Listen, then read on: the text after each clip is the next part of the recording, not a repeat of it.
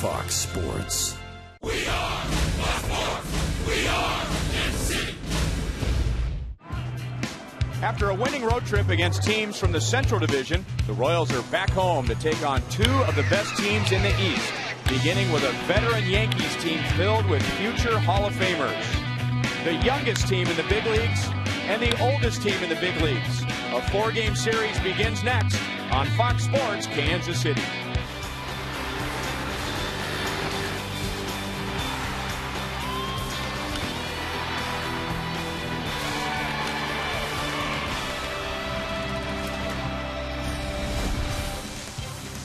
Baseball comes to you from Kauffman Stadium for the first time in 10 days. The Royals begin a 7-game homestand, trying to build on a winning road trip and an exciting win yesterday. Hi, everyone. Welcome back to the ballpark with Rex Hudler. I'm Ryan Lefevre, and the Royals' goal is to beat the Yankees. But, Rex, the youngest team can also learn a little something from the oldest team. Well, there's no question about it. What comes along with the 27 World Championships in a veteran lineup is plate discipline. These guys will be very tough, taxing the pitch count of Danny Duffy if he doesn't get in that strike zone early. And after 11 days rest, that will be the test. Can he throw strikes to this patient offense? So Duffy could have his hands full, but if he pitches like he did in his first two starts, the Yankees could have their hands full. We'll talk more about Duffy coming up with pitching coach Dave Island.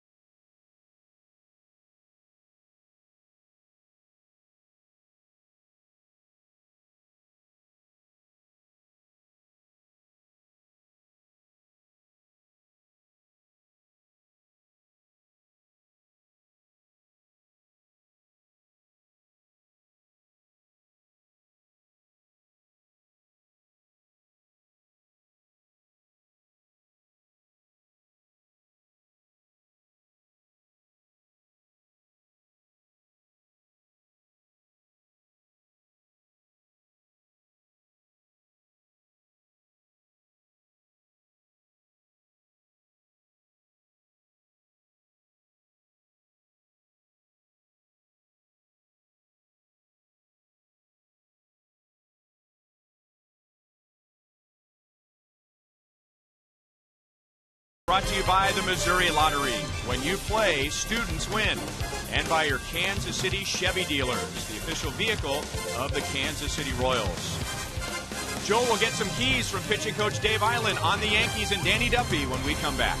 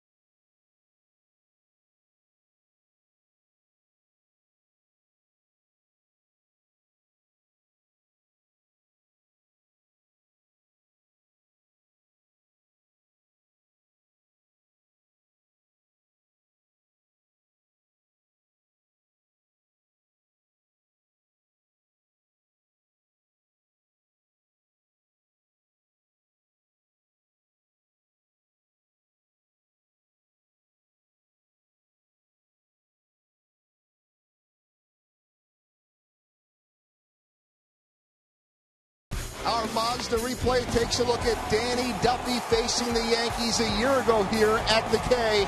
It was Robinson Cano going deep off of the left-handed rookie.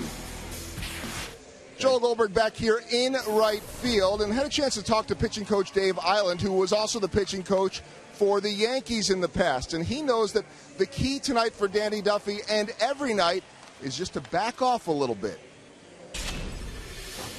Has to be under control, in his head first, the body will follow. And if he pitches at 95%, you're going to see mid to upper 90 fastball, you're going to see an above average curveball, a good changeup, and a hard cutter. And it's all there. It's just gaining experience, going through some growing pains, learning from those, and not letting the game speed up in big situations, which I've seen an improvement in that already just so far this first month. Island with high expectations for Duffy. He'll be facing the Yankees next. Ryan and Rex have the call.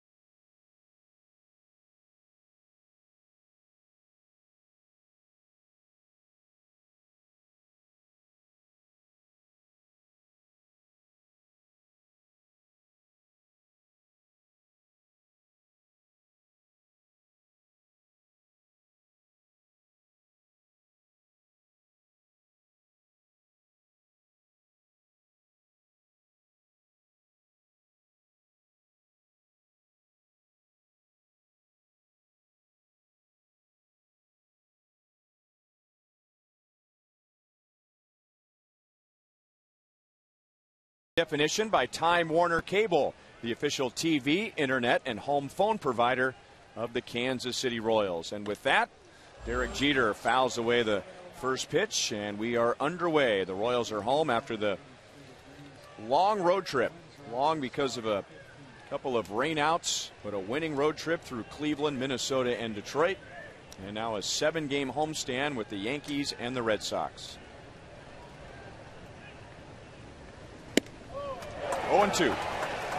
Okay, that's exactly where Danny Duffy wants to stay, ahead of every hitter. Now, it's not exactly possible, but if he had his druthers, and Dave Island was giving him his report today, it was these guys are very patient, so go right after him, make him put the ball in play with that great stuff.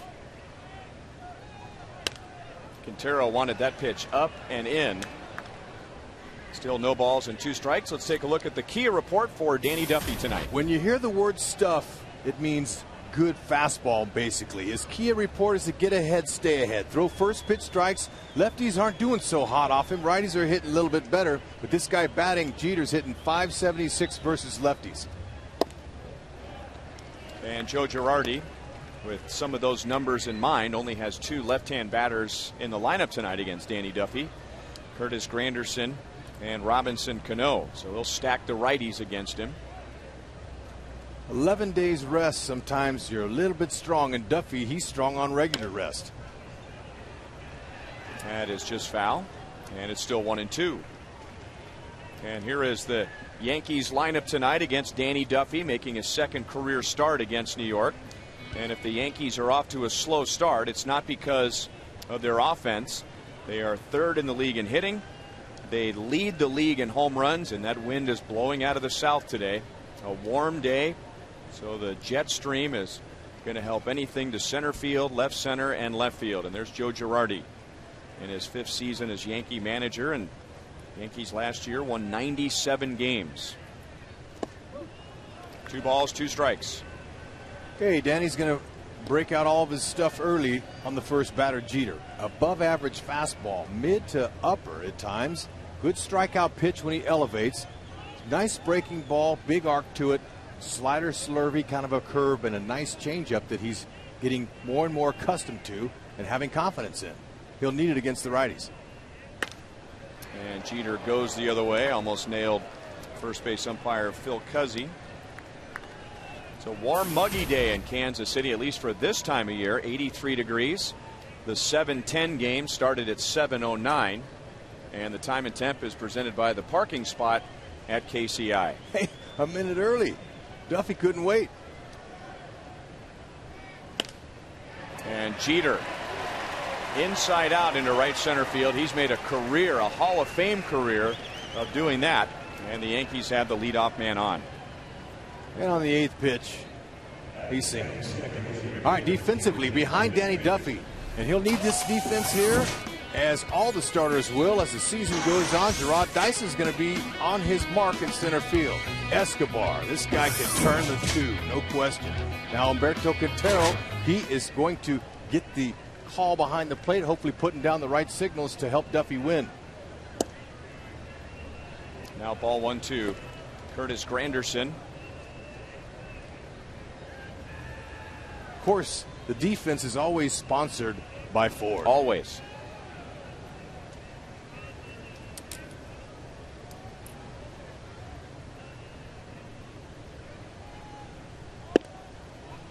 A little bit high, and it's 2-0 to Granderson, who used to be a very poor hitter against left-hand pitching. When he was with the Tigers, there was a huge split between his numbers against righties and lefties, but he's turned that around in the last 2 years, and actually this year he's doing better against lefties than he is against the right-handers.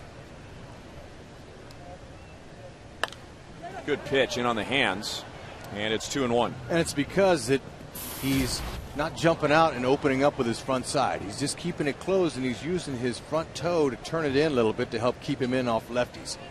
You see the difference this year, and it's all about adjustments, and he's doing that so far in his 7th season. More home runs and RBIs against righties. That's just because he's had so many more at-bats against them, but a much better average against the southpaws. Okay, Derek Jeter, he really worked that count. Duffy jumped out 0-2 on him, and Jeter, as hot as he is, he's able to fight that ball off and tack some pitches from Danny. 8 in total. High in the air into right center field. That is into a crosswind, and Dyson backpedaling onto the track. And he got caught flat-footed, and Derek Jeter heads up, tags, and goes to second base. Okay, when you see a ball that's lofted up in the air, you have to be able to get in back of that ball that deep and get some momentum coming in and know that a veteran's going to read that. He's drifting back. You have to sprint back and go ahead. Now watch Jeter. He sees that. He could see the body language of Dyson, the fact that he was going to catch it back on his heels. So that's a smart veteran move there.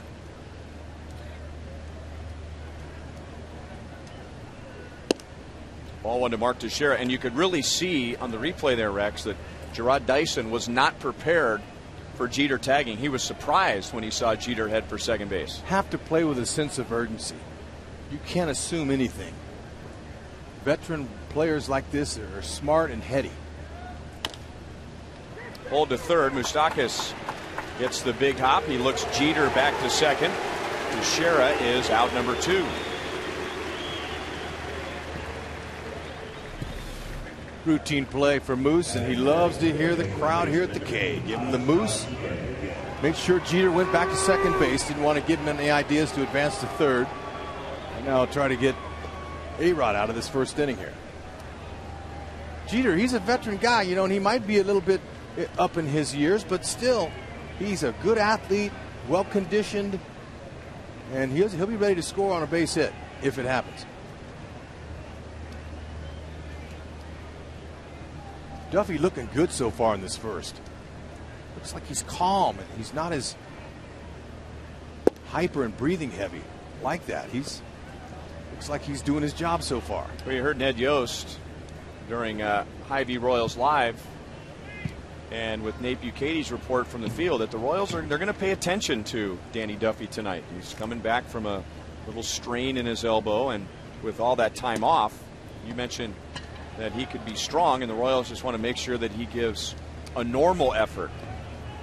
Doesn't try and go too hard, and if he's feeling good, don't try and throw too hard to this Yankees team. Do what he did in his first 2 starts against the A's and the Tigers. There's Dave Island, who was once a big prospect in the Yankees organization. In fact, I think you guys crossed paths, didn't you? We did a little. He's behind me a few years, but he had a nice career.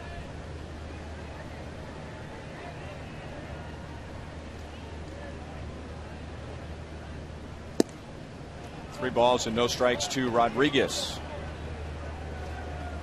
Okay, with first base open, maybe Quintero went out there 2-0 and said, hey, Danny, why don't we just kind of see if we can pitch around him? Force out at any base. Left-handed hitting Cano on deck. He'll be swinging 3-0 if he gets one he likes. And it's low, a 4-pitch walk. So 2 on for Robinson Cano. And Robinson Cano, who's had 2 great years the last 2 seasons. And you look at what he's done so far, and 1 home run, 4 RBIs doesn't look right. Now, a lot of the hitters' averages don't look right in early May. But he can hit. There's no question about it. He wouldn't be batting 5th behind Alex Rodriguez if he couldn't. He's in his 7th year and is hitting 171 off lefty so far early. Yeah, he's a different story than Curtis Granderson as far as what he does against left-hand pitching. Huge disparity.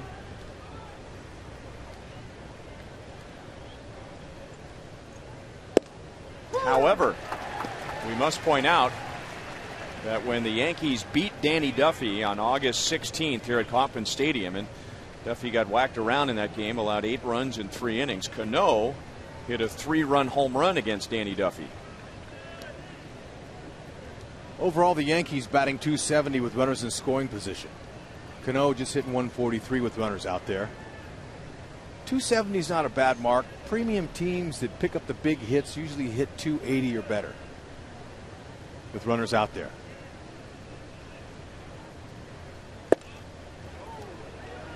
Okay, that's a nice effective pitch. He's going to have to back him off the plate a little bit, open up the outside part with that big hook.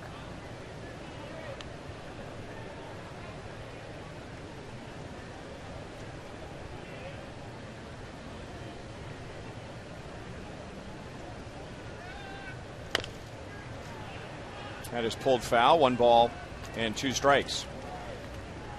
Last time Danny Duffy pitched was on April the 22nd. It was against the Toronto Blue Jays, and he didn't get many hits until the 4th inning. Here's his line. But the Jays had some veteran hitters, and they were very patient with Danny Duffy. They didn't try and pull him. All the right-hand hitters had kind of a right field approach, and they really wore him down eventually. 116 pitches in 4 2/3 innings. I think, you know, he's learned a lot from last season into his first few starts this season. And he seems a lot more calm out there. He seems more confident. Now, second visit here by Quintero in this inning. Getz is coming in, making sure that they get the right signs with a runner at second base. That's what Getz is doing in there. He's saying, all right, what sign are we going with? The first sign after 2, the third sign, after a wiggle. You know, there's a lot of different cadences they use, but the infielders need to know on a certain off-speed pitch whether to favor the hole. With a left-handed batter, he might pull it or a fastball, especially in mid-90s, they might play the other way a little bit. You got to be careful when you're moving, though. You don't give the location away.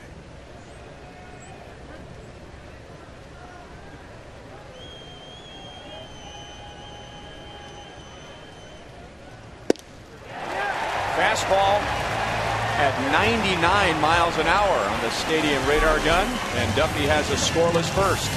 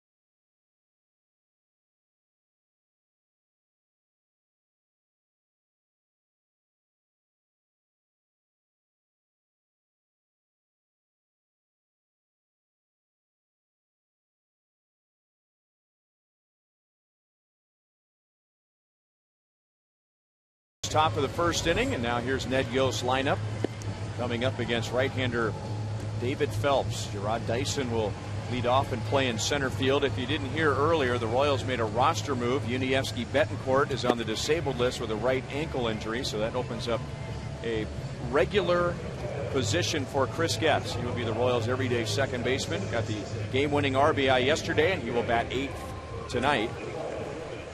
And the Royals, for the first time, it seems like we've said this a lot this year, for the first time, they'll face David Phelps. Happens a lot, especially early in the season when young guys have made the team. And now for David Phelps, he's taken Freddie Garcia's spot in the rotation. Keys for the Royals: get the pitch count up, take advantage of some nerves possibly in his first major league start, and get to the pin to win. By my count, and this is game number 24, this is the 5th time already the Royals have faced a pitcher they have never seen before. Okay, he's a strike thrower, in case you haven't noticed the first 2 pitches. He's got a sinking fastball and a 4-seam fastball. He'll go 88 to 95 with those 2 pitches. Slider, curve, and a change. You saw that nice little breaking ball there for strike 2. He goes right after you. And he just missed with a fastball inside. 1-2 on Dyson. David Phelps is highly competitive. He's a young guy, but his keys are going to be to get those secondary strikes over. Just got a piece. Still 1-2. Drafted by the Yankees in 2008 in the 14th round out of Notre Dame. He is from St. Louis, so the Yankees estimated he had about 25 friends and family driving across the state to watch him make his first big league start. Still 1-2 on Gerard Dyson. Spent last year and the year before that in AAA, and he seems like a guy that's come out of nowhere, but David Phelps was on the Yankees' radar just in case they needed some help in the rotation. And as you mentioned, with Freddie Garcia pitching poorly, here you go. Dyson doing a nice job fighting him off. Ooh, good location there. Tried to get him to swing over the top of that. Gerard looks patient tonight. See some pitches. The first batter of the game is usually a spy. He goes back and tells the other guys what he's got. Over Rodriguez, off of Nunez's glove, and that's that. Dyson will have an infield single. Just like that. That's an excellent at-bat. He saw several pitches, 6 as a matter of fact, and was able to do what he does. That's what they want him to do. Slap that ball on the ground, cause some havoc. I'm telling you, if Nunez would have picked that ball cleanly, he may not have thrown him out anyway. And now Ford will show us the Yankees on defense. Okay, we got some age in the outfield, and Andrew Jones still has a pretty good throwing arm. In his 17th year, he knows how to play out there. Russell Martin getting a chance to call those signals. Dyson now he's on. We'll see if he can rip off a base. Strike 1-2. Alex Gordon, who hit .393 on the road trip. That gets his average up to .244 overall. Alex had a couple of home runs. He was scoring runs. He was driving in runs. Scored 8 times, and he drove in 7. 1-1. Okay, watching Phelps come home, he looks pretty quick home, although he has a high leg kick. That'll give a little bit of time for Dyson if he wants to attempt the bag. But he does have quick feet on his throw over. Sometimes when you never faced a guy before, you want to see his move, you get what they call a one-way lead. Get as far off at first as you can, get back just like that. There's his quick feet. Now, Dyson and the rest of the Royals saw that move, and Doug Sisson, of course, the excellent first base coach, is able to say, all right, guys, looks like he's pretty quick. Let's not get too careless out here. And Doug Sisson wants to see as many moves as possible because he's an expert at picking apart a pitcher's move over to first base. A little bit outside. It's 2 balls and 1 strike on Alex. The Royals noticed in spring training, Rex, that the league was adjusting to what they did last year, and the Royals stole the 2nd most bases in the American League. And the Royals' stolen base numbers would appear to be down, but a lot of that has to do with teams trying to take the running game away. More slide steps. Longtime broadcaster for the Yankees, Kenny Singleton, asked me before the game, "What are they running? Are they still running?" I said, absolutely. Alex goes the other way. The wind will push it. Nix is back, and he makes the catch. And Nix, a natural infielder, trying to prolong his big league career by getting some action in the outfield, and makes a nice running play for the first out. Okay, wind's going to take it from the right field foul pole to the left here at the K this evening. You see Nix heading back there. Made a nice running catch. Gerard Dyson did all he could do. You run right till you get to second base. In case he drops that ball, then you might be able to score from there. But running back to first base on a ball like that, you want to always watch the ball. Turn your head, because one of the guys could drop the ball. You could advance to second. I watched Dyson. He just kind of gingerly ran back to first without watching the ball. Dyson's got a lot to learn at the big league level, and they believe that he has the skills to do that. Sometimes it's the little things you can do with speed that can turn a game around on one little mistake, whether a guy bobbles it in the infield, drops it, take an extra base, guy gets a base hit, he scores. So always got to be on high alert out there, especially with that kind of weapon, speed. And there it is. Phelps with a quick move over to first, and it gets away from Teixeira, and that's how Dyson gets to second base. And that's another thing that speed does. We're mentioning speed. Pitchers are a little bit leery, so they're going to throw over, and they're not perfect. They make mistakes. Now he's in scoring position. Billy Butler hit him right in the ribs. Billy Butler, he's one of the Royals' best hitter with runners in scoring position, batting .435. See if he can pick a run up early here. Team overall at .251.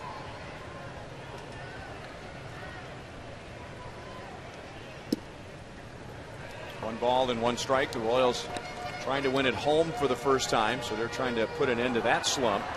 And Billy Butler, who had a productive road trip, finished the last homestand 0 for his last 14.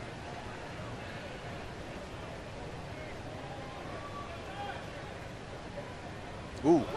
Phelps slipped and threw it to the screen. And that's a good time for us to tell you about, if you haven't heard already, speaking of slipping and falling down, Mariano Rivera, the future Hall of Fame closer of the Yankees, injured himself during batting practice today. This was running down a fly ball, and twisted his right knee, and he had to be carted off the field.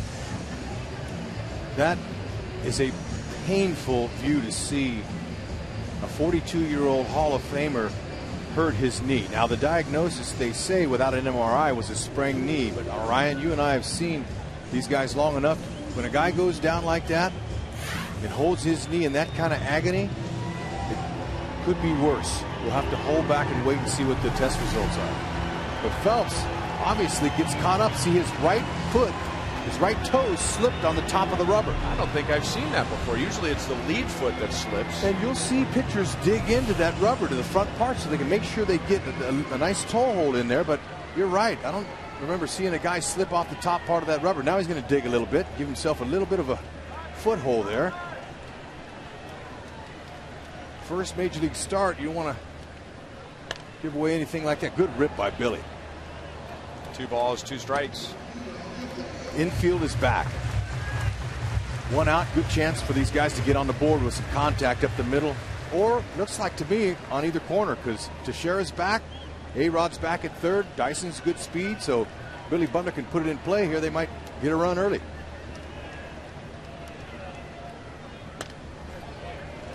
Still 2 balls, 2 strikes. I've always felt, Rex, that, you know, the big RBI guys, yeah, they hit home runs. Yeah, they get their share of 2 and 3 run doubles. But it's these RBIs right here that just add up over 6 months. Just a ground ball to get a runner home. Exactly. You'll get your big hits, but then you also pick up 1 here and 1 there, just with a well-placed out. And Billy Butler is not exactly feeling for that last one. He had his A swing on it. Catcher Russell Martin was setting up off of the plate away, trying to maybe get him to chase. But Billy Butler doesn't get off balance too much. But his first at bat here, oh. That was a slider down and away. He fooled him. Russell Martin's putting his glove on the ground, means he wants it right there. Excellent pitch by the young rookie.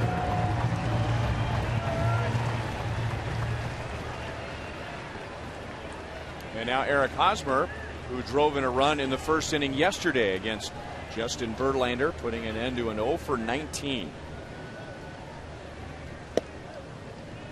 Okay, Gerard Dyson at third base with Alex Rodriguez playing way off, almost in the hole at shortstop. He can get a big lead down there and be ready to advance on any ball that bounces to the left or right of Martin if he does bounce it. A little bit outside, 2-0.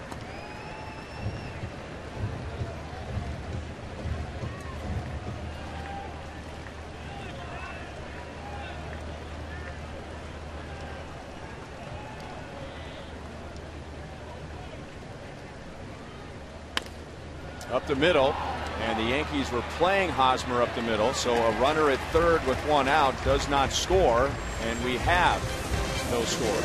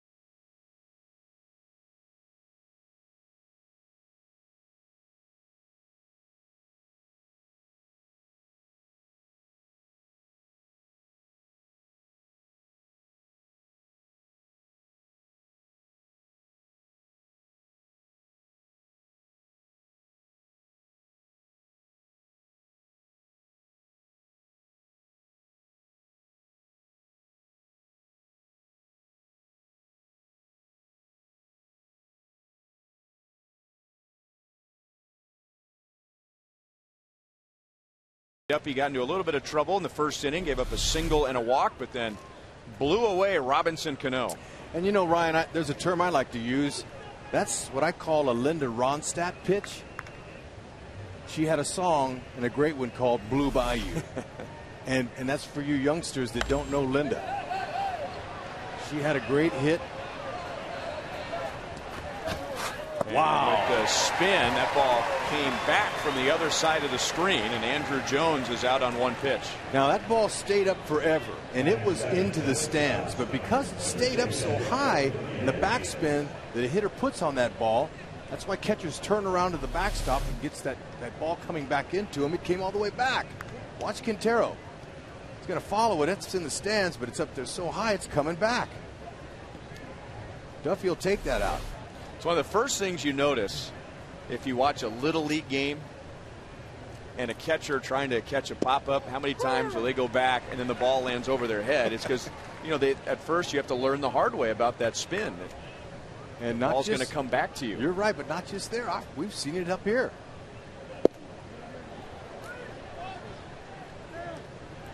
One and one to Eduardo Nunez, who is playing at shortstop. The Yankees really wanted to be more intentional this year about keeping Derek Jeter's in the bat, or his bat in the lineup as a designated hitter. And he's the DH tonight, so Nunez, a good fielder, is at short, and he hits it to the Royals shortstop. Alcides Escobar, 2 up and 2 down. Tomorrow, the first 20,000 fans will get an MLB Network bag. Plus, it's Friday, so there'll be fireworks after the game presented by Hy-Vee and Pepsi. Go to Royals.com or call 1-800-6-ROYALS for tickets. Come out to support your boys in blue. Bruce Chen against CC Sabathia tomorrow at 7:10.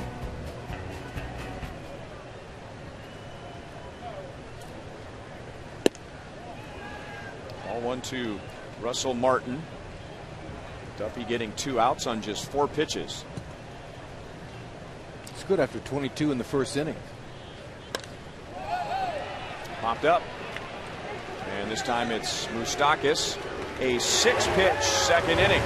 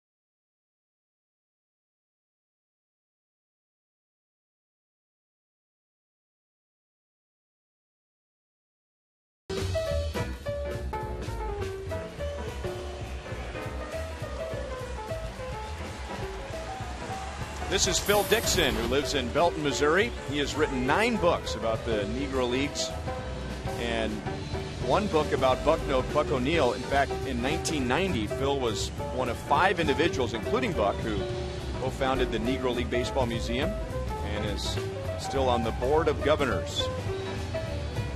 So he's sitting in the Buck O'Neil legacy seat at tonight's game, 2 rows behind home plate, as we have no score to the bottom of the second inning.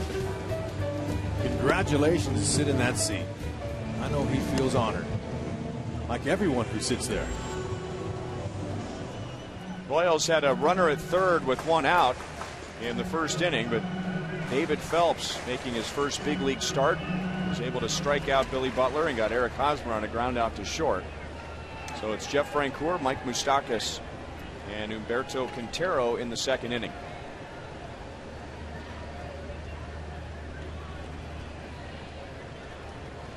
One small victory, Rex, for the Royals, and you pointed this out in the first inning, was that the Royals did make Phelps throw 21 pitches. See those pitches. Now the first 4 hitters that faced Phelps have all already went back in that dugout and told the other hitters what they saw. And that's what I mean by seeing as many as you can, like a spy, spreading the news to them. A good rip there, 2-0. Now Phelps has thrown as many as 78 pitches in a game, but that was back on April 14th. And he is slowly, in his next 4 appearances, tapered down to 32. Last time he took the mound was Saturday, and only 32 pitches. The Yankees hope that he could go 75 to 90 pitches, but that's really a stretch.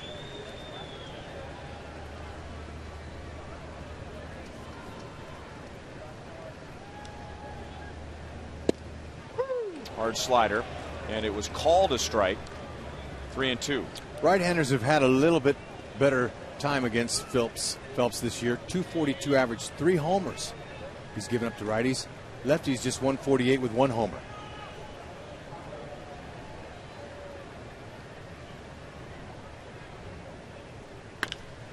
Hanging breaking ball, and it's pounded on one hop to Rodriguez, and there is one away.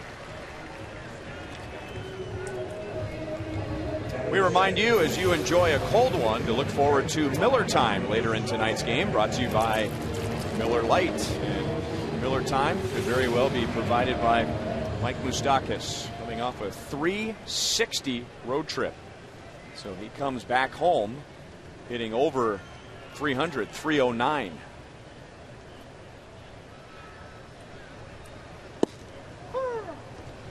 Okay, watching the defense align when Moustakas came up, I saw Curtis Granderson in center field looking at Andrew Jones in right, talking to him with body language on where he was going to play him.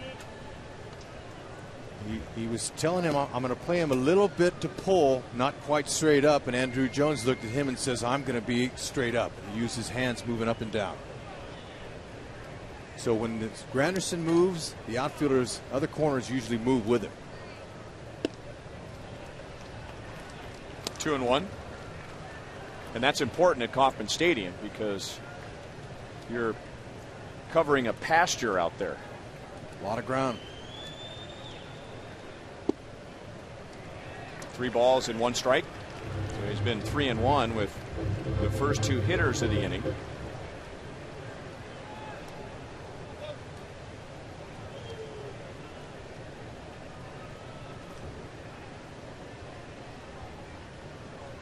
And Moustakas to center field. Granderson turns his back. He's all the way back, and it's gone.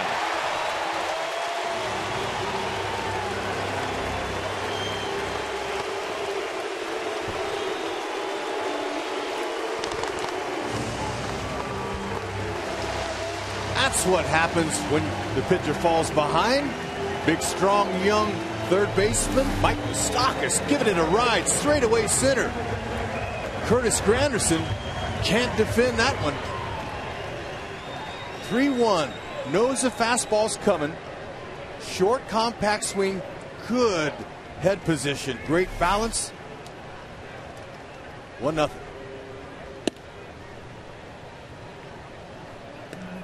Now he's hit in 6 games in a row. That was his 13th RBI. 3rd highest total on the Royals. And it happens so often. A young pitcher gives up a home run, and then he's very careful to the next hitter, and it's 2-0 on Quintero.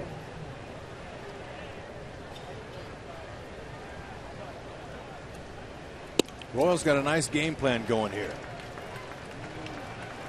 Kid might be a little nervous. You don't know that. Although the scouting reports on him says he doesn't rattle easily. He's calm under pressure. until you get out there. 3-1.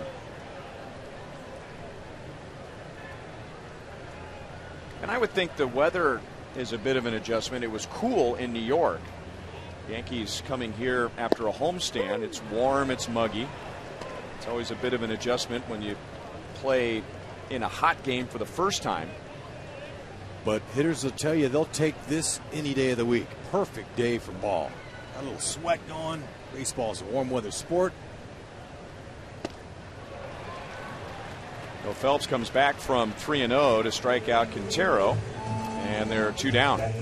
Hope you'll join us this Saturday as we commemorate a signature moment in Royals history. The Royals will take on the Yankees at 6:10, and the first 20,000 fans receive a George Brett Mini Heintar bat presented by University of Kansas Hospital. Go to Royals.com or call 1-800-6-ROYALS for tickets. And a strike 2. Chris Getz. Man, what an at-bat he had yesterday in the 9th inning against Joaquin Benoit, eventually driving in the go-ahead run. Getz, like Gerard Dyson, has some speed to work with, so really any kind of ball he could fight off and put it in a hole, move a position player to make that play, he could beat it out, and that's what he did. Slashed up the left field line and foul. 1 ball and 2 strikes. So it's got to make Chris Getz feel pretty good. The fact that Ned Yost told him before the game, hey, look, we're going to let you go out there for a little while. Yuniesky Betancourt, we're going to give him some time to heal up from that ankle that's bothered him from spring training. We're going to get that thing well so we can have a full 100% Yuniesky. So in the meantime, go out there and have some fun. And when a manager says that to a player, the player goes, have some fun. Yeah, I remember that. That's how you play your best.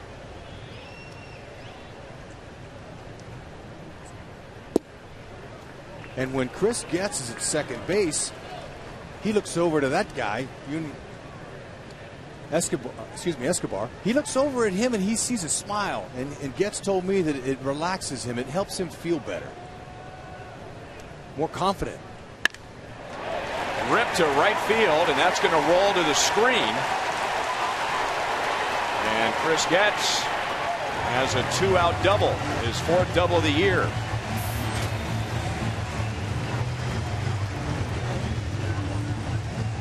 Patient, got a breaking ball. He's out in front of it a little. Squared it up nicely. Looked like it might have been a fastball, could have been a straight change, but the way he swung that looked like he was out in front of it. He'll take a 2-out double. In addition to the game-winning hit yesterday, Chris Getz also had a triple against Justin Verlander. And remember, we were hearing all spring training about his new stance and how that's going to help him generate more power. And now he's starting to pile up some of the extra base hits as Escobar fouls the first pitch away. And now, once again, David Phelps has a 20-pitch inning. Escobar hitting 182 with runners in scoring position. The Royals 251 so far in the young season. Ooh, hittable pitch. Escobar couldn't pull the trigger, and it's 0-2.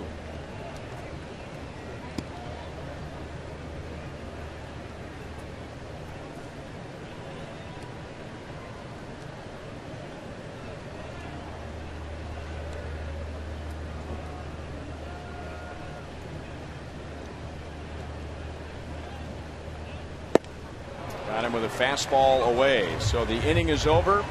The homestand begins with an early Moose call.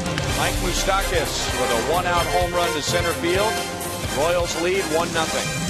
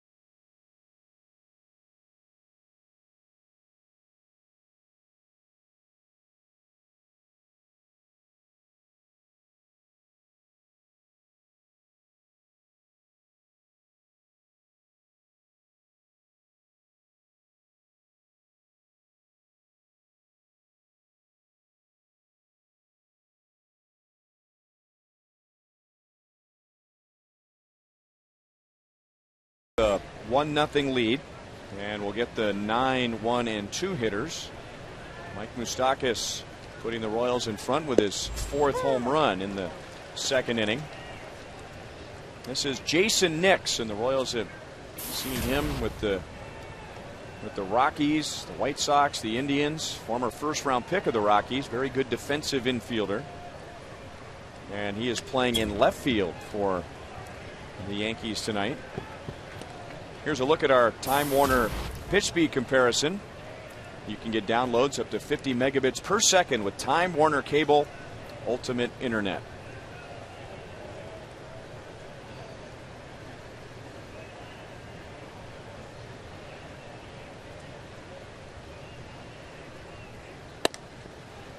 Yankees are fighting some injuries at the moment. Brett Gardner, their regular left fielder, is on the DL. Nick Swisher has a sore hamstring. And Eric Chavez suffered whiplash against the Orioles last night, so he's on the 7-day concussion list. And that's what opened up a spot for Jason Nix. Strangest thing, he apparently did it diving for a play defensively, but it hit him when he got to the plate, and then all of a sudden he stepped out, he got dizzy, and they had to carry him off or help him off the field. And that's without even mentioning what we did earlier in the game. Mariano Rivera, with his right knee buckling on him while he was shagging during batting practice, had to be carted off the field and headed to University of Kansas Hospital to get an MRI. All the years that Rivera has played, he's shagged in center field every day. It's a freak injury. And you know, Mariano really wanted to see if Joe Girardi would give him an inning in center field before his career ended. That's what an athlete he is, but sure was painful seeing that. And you know that's a real mental letdown for his teammates. Got him looking. Nix was convinced it was ball 4. Royals hoping for a long outing from Danny Duffy tonight. Ned Yost would like to see the starting rotation pitching consistently deeper into games. It's extremely important that we get more quality innings out of our starting rotation. Everything revolves around it. I mean, we can talk about the offense, we can talk about the defense, we can talk about the bullpen, but quite frankly, the most important group of guys we have on this team are our starting pitching. And we have to start getting more quality innings out of those guys. And so far they've gotten 2 1/3 from Danny Duffy, who had a long first inning but then came back in the second and only needed 6 pitches. And a curveball is ripped and missed by Derek Jeter, who opened the game with a single.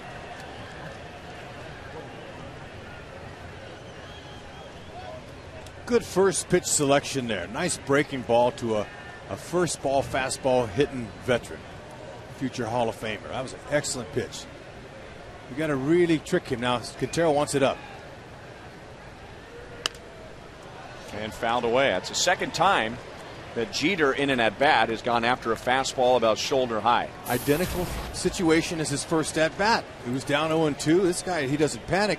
But when you got that kind of fastball, or I like to call it fuzz, you go ahead and go upstairs and blow that by him. You can get a lot of swing and misses up there. Get the hitter's eye level up there, then you break the changeup and the breaking ball down low. Try to trick him. That's where Quintero wants it now. And the curve is pulled fair over the bag. So Jeter down, no balls and 2 strikes. Gets his second hit of the night.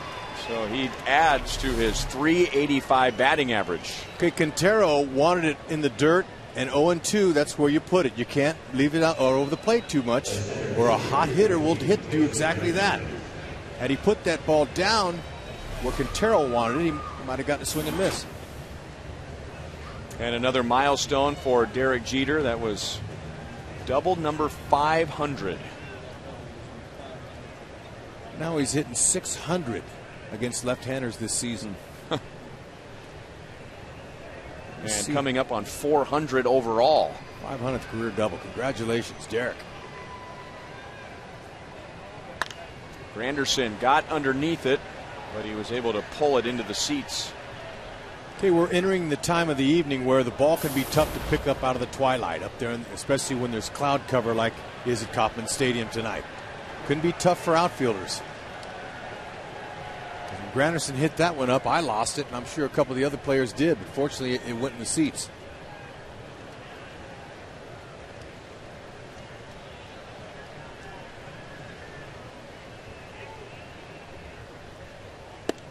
So now you got to get back to what you were describing earlier. A lot of communication in between the fielders, making sure that everybody's on the same page. And if you don't see it, there's no shame letting everybody else know you don't see it. No, so you put your hands in the air like, you know, where is it? And the opposing outfielders have to close in.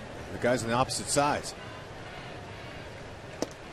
Duffy really wants to throw Granderson a curve, but he's missed high with the last two. 2 balls and 1 strike.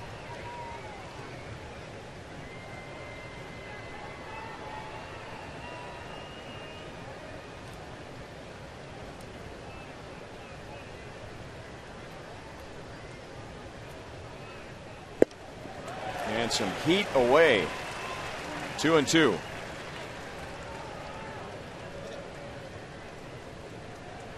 Liked how Derek Jeter took a peek out and looked around to the outfielders. Less than 2 outs. Very fundamentally sound guy. Makes a mental note of where they are. Good fastball again. 97 miles an hour. Duffy has his 3rd strikeout. Okay, when you got that above average fastball and you put it where you want it, not too many hitters can hit it. Perfect location on both of them, identical spots. Duffy looks under control tonight.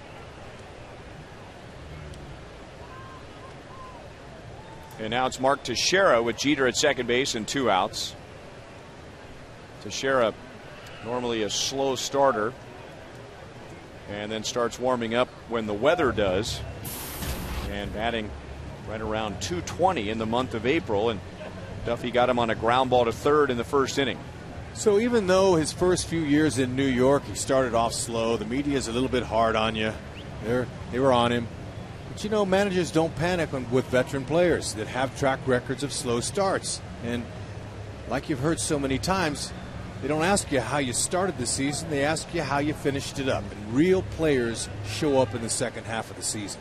Now, you want to do your best to get off to a good start, and he has. I think he had 1 year in his 10th year now that he had a good first half.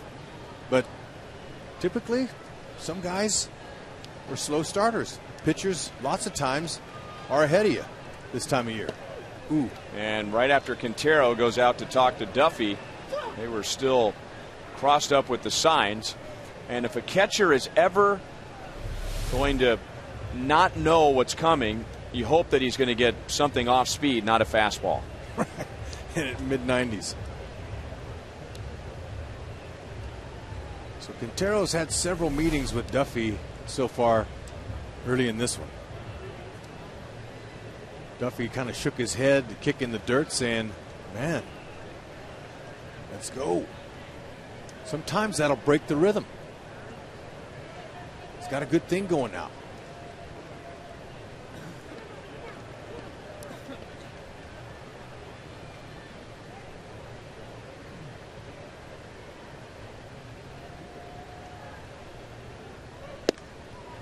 Curveball is high, 2-0.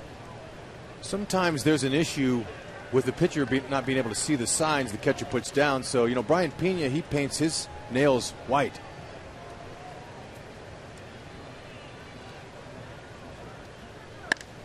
And Teixeira hits it into right center field, and that will tie the game.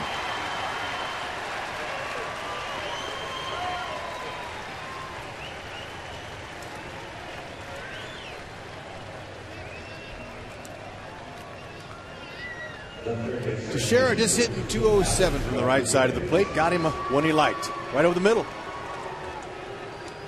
We've seen Danny Duffy when he puts his fastball where he wants it. They can't hit it, but when it's down the middle, these guys are really good at what they don't miss it.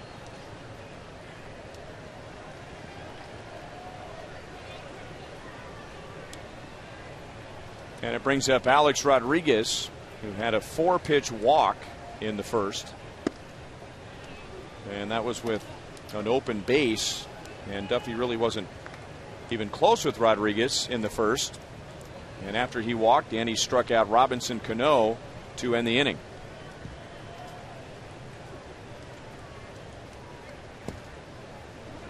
And that ball gets away from Quintero, but not far enough for Teixeira to go to third. It's 2-0. And now Dave Island is going to go out and have a word with Duffy and Quintero. You can see the meetings between Quintero and Duffy, and now Dave Island coming out. Once Danny Duffy starts getting through the first 3 or 4 innings of his games with some consistency, finding the strike zone, that little pump on the chest there by Super Dave Island was a confidence pump. They're going to start leaving him alone a little bit, but he's still young and they're still trying to bring him along here. Maybe sometimes too much. While we have a moment, we want to invite you to bring the kids out to the game. For every family fun day Sunday, they'll enjoy face painters, balloon artists, kids entertainment by Radio Disney, and much more. Sundays at the ballpark is your family destination. Royals.com or 1-800-6-ROYALS for tickets. 2-1 on Alex Rodriguez.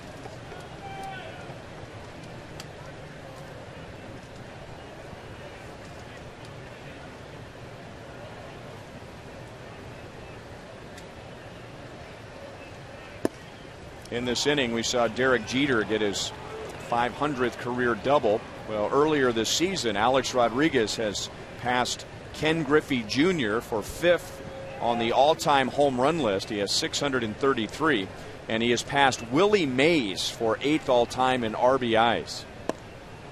And for the second time tonight, he will walk. So first and second with Robinson Cano coming up. Dave Island's watching the pitch count. 51 pitches expended by Danny Duffy. 28 strikes, 23 balls. So not exactly the ratio he wants, but so far he's keeping his team in the game. Typically he's a high pitch count guy for the early innings.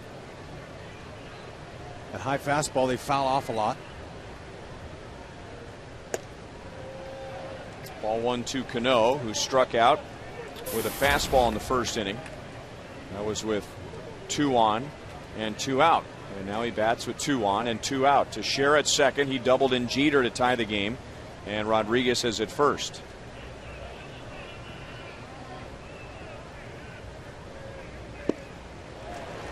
One and one. He struck out Cano with that fastball right there. It looks like Cano's having a hard time catching it. It's out over the middle. But you can get away with pitches out over the middle when you throw that hard. Sometimes. Grounded to Getz. Force at second base to end the inning. Yankees get a couple of doubles to tie the game at 1.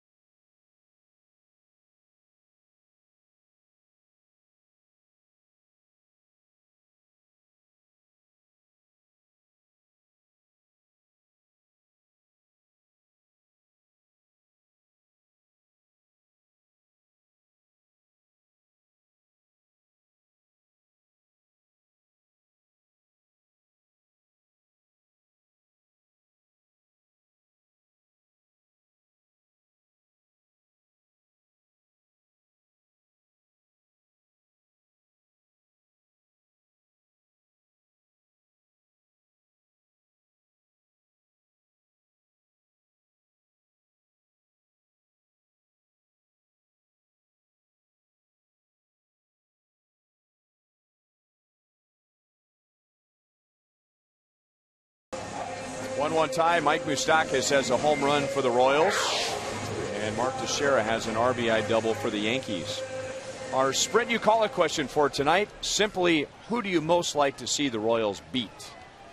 Is it the Cardinals, the Red Sox, the Tigers, or the Yankees? We'll see the Yankees and the Red Sox on this homestand. The Yankees for 4, the Red Sox for 3. How about an E category for all the above?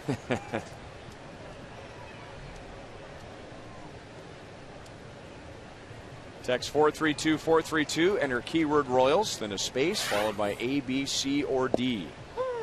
Yankees are already trying to take the bunt away with Rodriguez and Teixeira in on the corners. Dyson reached with an infield single in the first inning, hit a high chopper over Rodriguez, so taking advantage of the third baseman being in. And now he chops it up the middle for another leadoff single. Dyson is 2 for 2. Okay, that's exactly what he wants to do. Pull those corners in, fake the bunt. You can slap it by them or find the biggest hole in the diamond right up the middle. And now we'll see if Dyson was able to learn something about Phelps' move back in the first inning. Will he take off here? Alex Gordon flied out to the warning track in left field in the first inning. And he takes off speed for strike 1.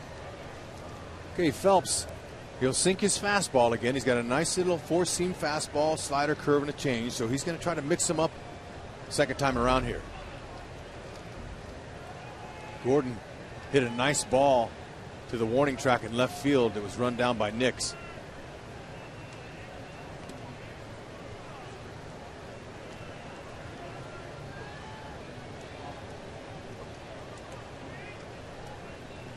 Hard as Phelps throws that ball over to first base, he really doesn't care that much because Teixeira is like throwing to a big pillow. Excellent glove. Mark Teixeira has won 4 Gold Gloves at first base. Now it's 0-2 on Alex.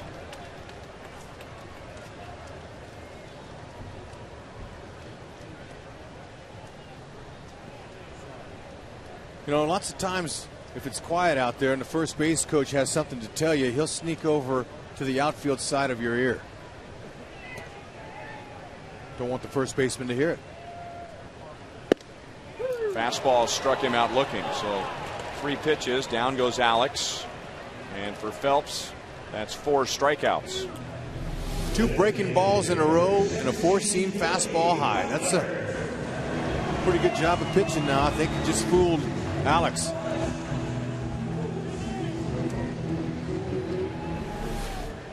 You know, pitchers of his style, and he's not a real hard thrower, he's more of a control pitcher, they will get a lot of strikeouts with that pitch because they will convince the hitter in a pitcher's count that here comes a changeup, here comes a slider, here comes a curveball, and they just sneak that fastball in there. In 0-2, they don't waste pitches anymore either. They go right after you. So when you got 2 strikes on you, you're down in the count 0-2, you almost got to be leaning out over the plate thinking, all right, I'm going to be protective here. Teixeira telling Phelps, calm down, calm down. And Phelps made a wild throw in the first inning to Teixeira that hit Dyson and allowed Gerard to move up to second base. Okay, Billy Butler, he's grounded into 4 double plays this year. Ned Yost might want to run Dyson. And there's a ground ball base hit into left. So that puts an end to an 0 for 15 for Billy Butler here at Kauffman Stadium, and the Royals have 2 on with 1 out. Thataway, Billy Butler. Go ahead and find that hole.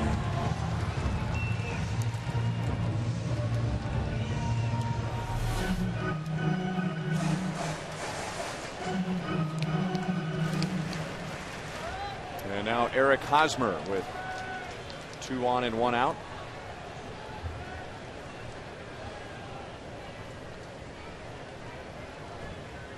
Hosmer was just 4 out of 29 on the road trip, but he did mix in 4 RBIs, including this one in the first inning yesterday against Justin Verlander. Yeah, he hit that ball exactly where Verlander put it, up and away. And he went with it. I mean, it's a long way, 430 out there in center. Phelps jumps ahead with a strike. Hardest 181 I think I've ever seen. Yeah, he's had his share of at-bats where he didn't swing at good pitches, but he right now is the Royals' bad luck dude. He by far has the most well-hit outs. So you would agree with me? Oh, absolutely. I mean, if his batting average was a reflection of how hard he's hit the ball, I think you could add at least 100 points to his batting average. But when Eric Hosmer comes to the plate right now, all he sees is a big glove. And you just keep doing what you're doing, you'll find holes and get hot. This is his 95th at bats. No big deal. He can make great gains with multi-hit games. 2 or 3, he's hitting 300.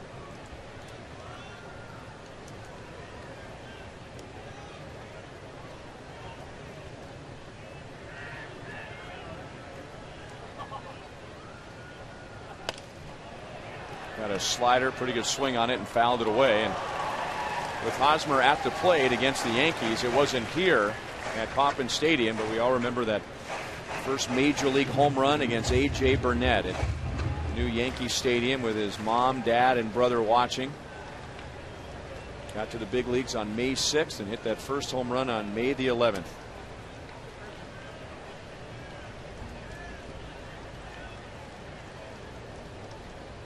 Rex, one of the most enjoyable things about last year was watching the families share the experiences with their sons. No question. That's always fun. Look at that swing. First big league home run at Yankee Stadium. Go ahead, Mom. That's my son. Oh. Yes.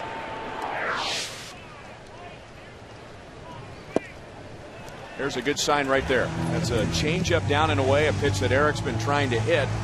And he lays off to make it 3-2. He spit on it now with Phelps making his first big league start. He walked to the back of the mound, picked up the rosin bag, threw it down.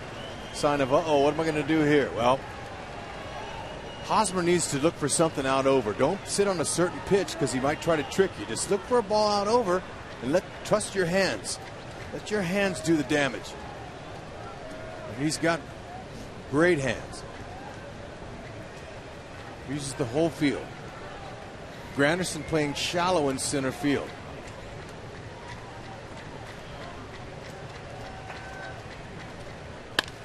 Up the middle. Dyson is around third. Granderson won't bother with a throw. So Hosmer drives in his 15th of the year and puts the Royals back out in front. Okay, nice and easy. Look for a ball he can handle. Didn't try to do too much with it. That'll help his confidence big time. You get the lousy singles, the base hits, the homers come. So hit with a runner in scoring position tonight, and that's what the Royals want to continue to do. Pass that baton on to Frenchie here.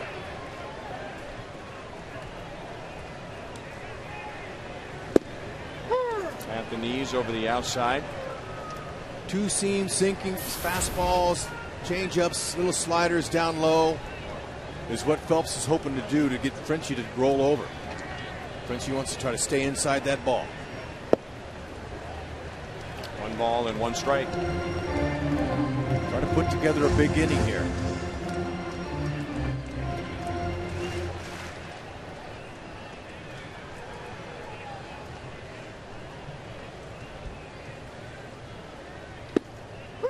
And he got the call. Home plate umpire is Vic Carapazza, and he has had a pitcher-friendly strike zone, it appears, so far tonight.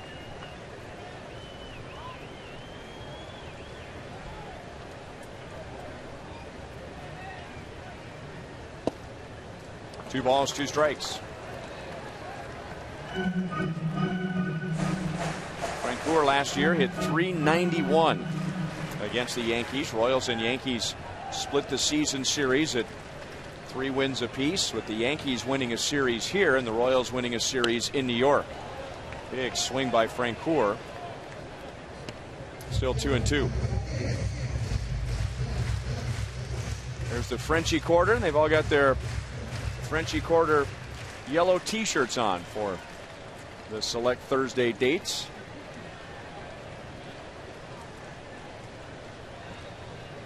Home plate umpire trying to correct the scoreboard, which had it at 3 balls, 2 strikes. Butler at second, Hosmer at first. And Francoeur doing everything he could just to put the bat on the ball. You know, he's a dangerous 2-strike hitter because of the ability to swing at pitches out of the zone. And, you know, with 2 strikes on you, with the runner in scoring position, anything close, you want to be swinging. Take a chance to doink one in there. Do all you can to get as many runs off as you can against the Yankees and any other team. Especially Kid Phelps making his first start. That was out over the plate. Francoeur almost came out of his shoes with that swing. Still 2-2.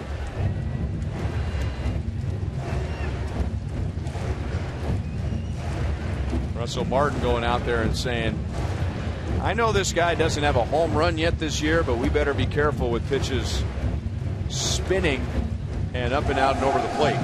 Now, just because the Royals haven't faced Phelps before, they know that he's a strike thrower. They know he doesn't. They can tell by looking at the amount of walks and strikeouts he has. He's got over abundance of strikeouts, but right here, Frenchie wants to continue to stay on his path, fight out the pitches, and just chip one in there. Right where they wanted it, but a little bit inside. 3-2.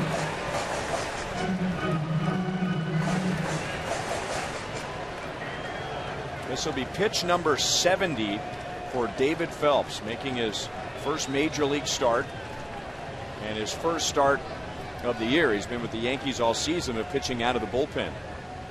And Francoeur down on strikes.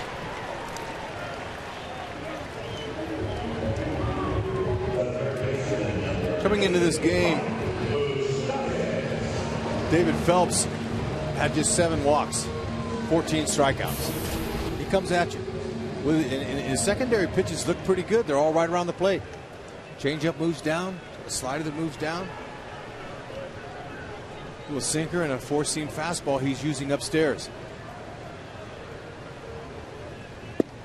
Curveball aside to Mike Moustakas. We've talked about the Chris Getz at bat that put the Royals in front in the 9th inning, but Mike Moustakas helped set up that inning. He had the double in the 9th against Joaquin Benoit, and then he scored on the Chris Getz base hit to put the Royals in front. 1 ball, 1 strike. And then in his first at bat tonight, ahead in the count, 3 balls and 1 strike. Hit a home run to straightaway center field. And there you go. The Yankees are already working in the bullpen. Clay Rapata, lefty, just starting to play catch, and now Moustakas is down 1-2.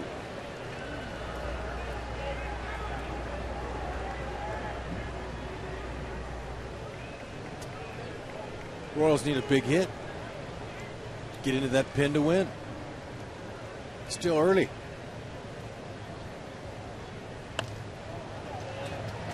Still 1-2. Speaking of big hits, how about yesterday? The Moose hit one off the wall. And then Getzy with this game winner. Second inning tonight. Got one. 3-1 fastball. It's behind the count 1-2 here. 2 balls, 2 strikes. Moustakas has hit in 6 in a row. That was his 4th home run of the year.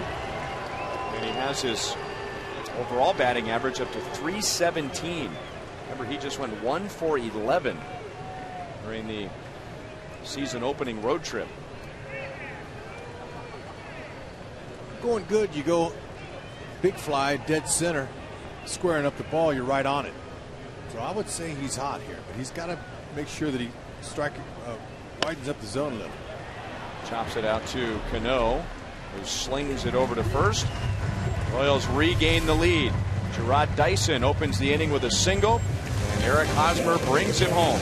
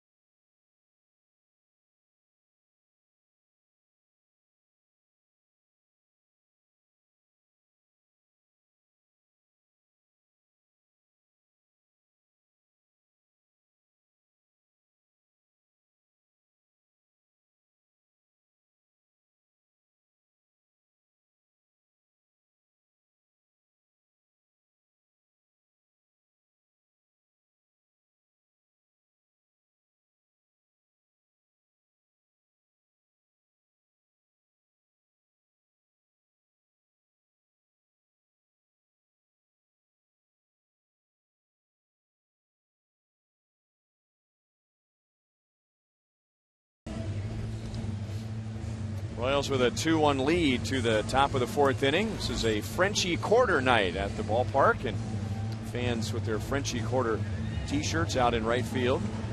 And we just saw a fan rolling up a banner in the right field corner, a banner that said Bourbon Street, staying in the theme of the French Quarter. Frank Coeur loves that attention. Are you kidding me? Almost as much as he likes, as Mike Moustakas loves to hear the crowd say moose after he makes a play or hits a big hit. These guys have good personalities and they love the fans.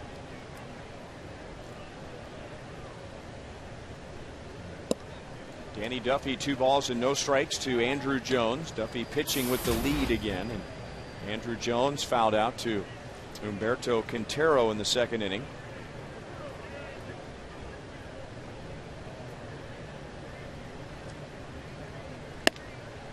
And now 3 balls and no strikes. Duffy has walked 2, and both times those were against Alex Rodriguez.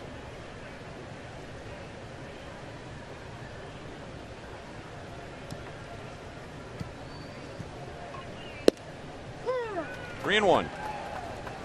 Andrew Jones had a stretch, Rex, of 10 straight Gold Gloves in center field for the Braves. Unbelievable run. And now he's up there for all or nothing. Ooh. And a rocket right over Duffy's head and into center field. He takes a rip, and he pretty much goes up there looking for a homer every time. But you know, you mentioned that, those numbers, the fact that he's in his 16th year. Gosh, you know, you got to think that he's got a chance for the Hall of Fame someday. May not be a first ballot guy, but an all-star for 5 years. Hank Aaron Award. You know, we watched in our league Ken Griffey Jr. play center field and win all those Gold Gloves, and we didn't get a chance to see much of Andrew Jones, but people who saw Andrew Jones on a regular basis think that he might be the best center fielder ever. It's hard to argue with his kind of success, and he's still only 34 years old. He's got 420 career homers coming into the season.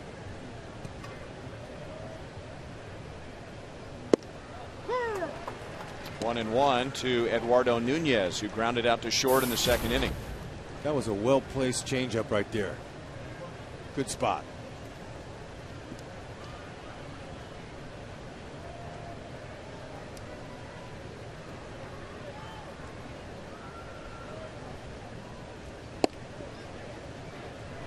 Two and 1.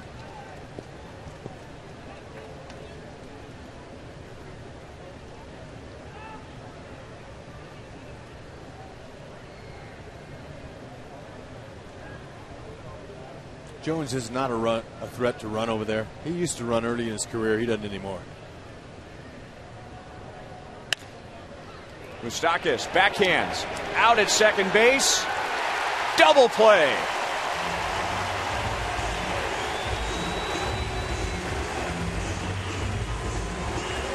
That wasn't an easy chance.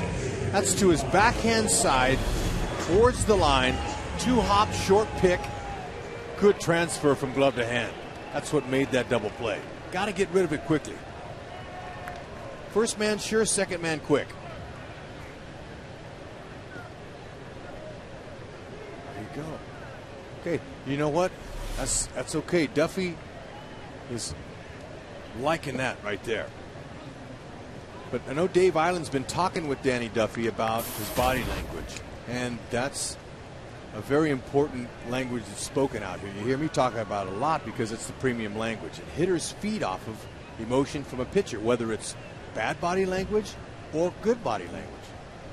And then if you, as you've described before, there's good body language that can actually be bad body language when a pitcher celebrates too much on the mound for a good play on defense. Exactly.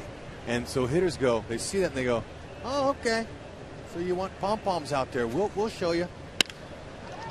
So the double play is huge as Martin singles with 2 outs. He's 1 for 2.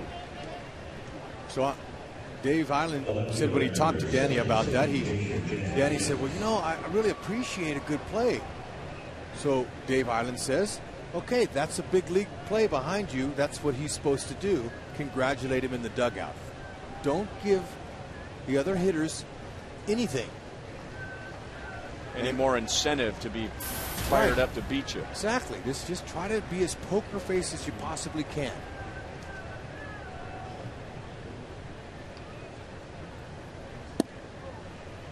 Outside to Jason Nix, who struck out in the 3rd inning.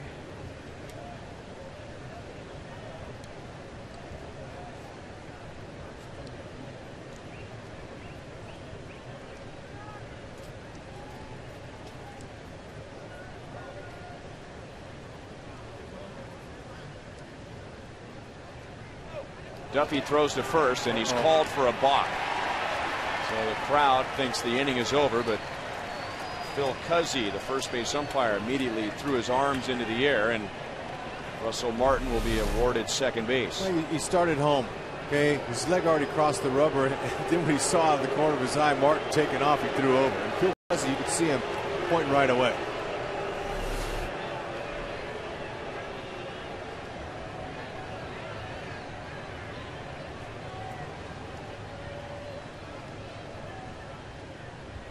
You know what, Rex? I don't have a problem with that.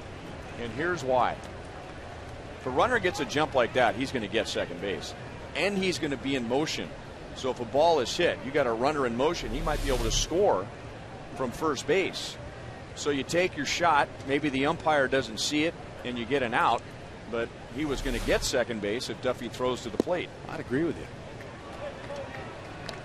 Anything wrong with that? You never know. You might get a first base umpire who just happens to be out to lunch when you throw it over there, and he doesn't see it, and you get an out. Even though most of the men in black will tell you they eat a good lunch and won't miss that call. 3-1. And Duffy really wants to get Jason Nix, the number 9 hitter, because waiting on deck is Derek Jeter, who is singled and doubled tonight against Danny Duffy, and hitting right around 400 for the season.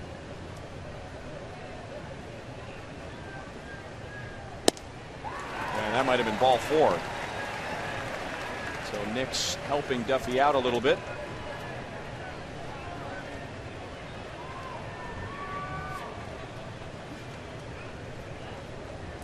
Doesn't want to get to the guy on deck. Even though first base is open, who cares? There's 2 outs. Go right after this guy with that good hard fastball. Jeter's unconscious. Only hitting 600 off of lefties. 2 for 2 tonight. Go get Nix. And Nix hits it down around the end of the bat, but it carries, and Dyson runs it down. So Duffy gets 2 good defensive plays behind him as the Yankees are scoreless in the 4th. Great first step.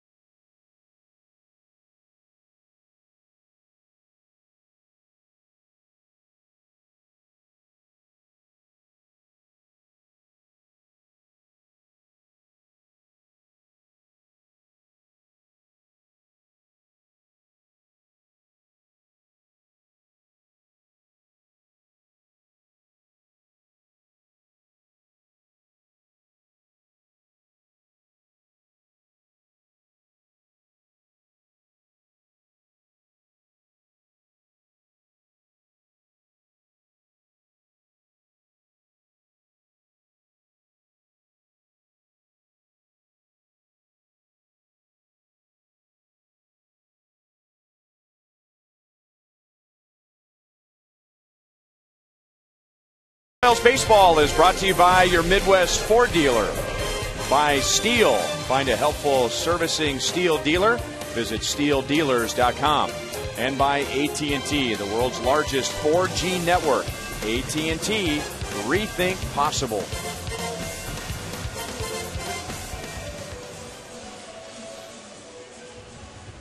And our television crew fulfilling the mandatory rule that whenever there is a full moon or close to a full moon, you always have to put it on TV. Always. It's beautiful. There's a fine if you don't. Steve Kurtenbach, our director, is our lunar expert. What was that, K-Man? That was a waxing gibbous. Not to be confused with a waning gibbous. Boy, Robinson Cano, is he smooth or what? Quintero is 0 for 2. Let's bring in Joe Goldberg. Ryan, you talked before about Irving Falou, and it's really a pretty amazing story because he's now tied with Mitch Meyer as the longest tenured Royals on the 25-man roster. 949 career minor league games. He could play second, short, third, and he'll be in the utility role. Can even play some outfield. He's done that.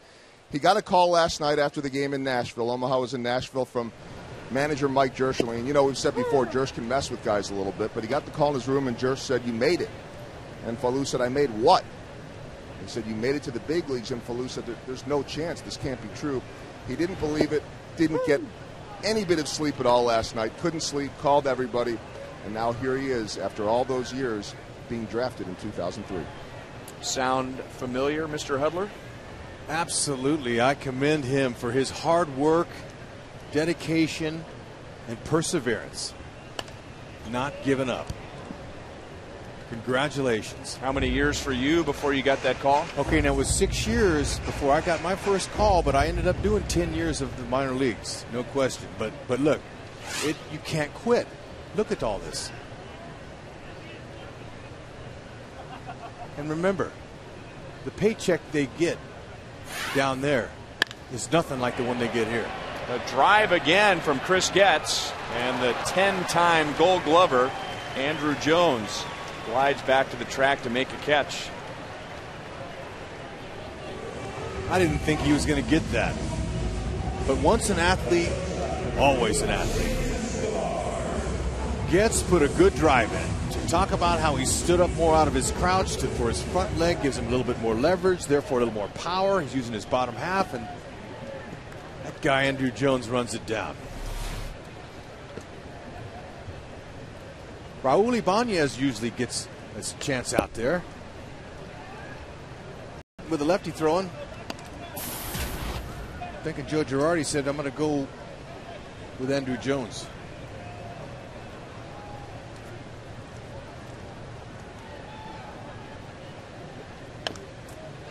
No balls and 2 strikes on Escobar. You know, we saw very little of Jones. We did see him in interleague play. And the thing I remember about him is he played so shallow in center field. I mean, he took every bloop away, but he had the first step to be able to handle everything over his head, and remnants of that in this inning, running down the Chris Getz line drive. That's the first 1, 2, 3 inning for David Phelps, thanks in part to Andrew Jones.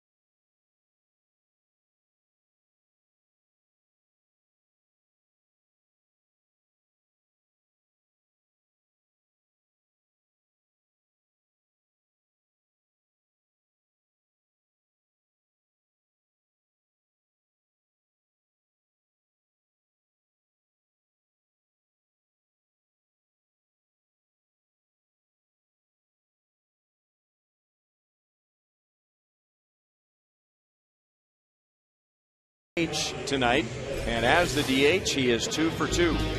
And all over the ball. Both at bats, he was down 0-2. Duffy was pitching him exactly how he wanted to until that pitch found too much to the plate in his last at bat. This guy is on fire, leading the league in hits. He's gotten off to a tremendous start, and when you're in a groove like that, you're going to hit everything. Toyota league leaders, and these are updated numbers, a 600 batting average against lefties. I mean, you showed you that shot of the moon. That's what the ball looks like to Derek Jeter right now. Remember last year talking about slow starts. He got off to a very slow start after signing a new contract, and people wondered how much Derek Jeter had left. And then he injured his calf and had to go back to Tampa, where the Yankees have their spring training, rehabbed his calf, fine-tuned his swing, ended up getting his 3,000th hit in July, and after getting his 3,000th hit right around 340 in the second half of the season.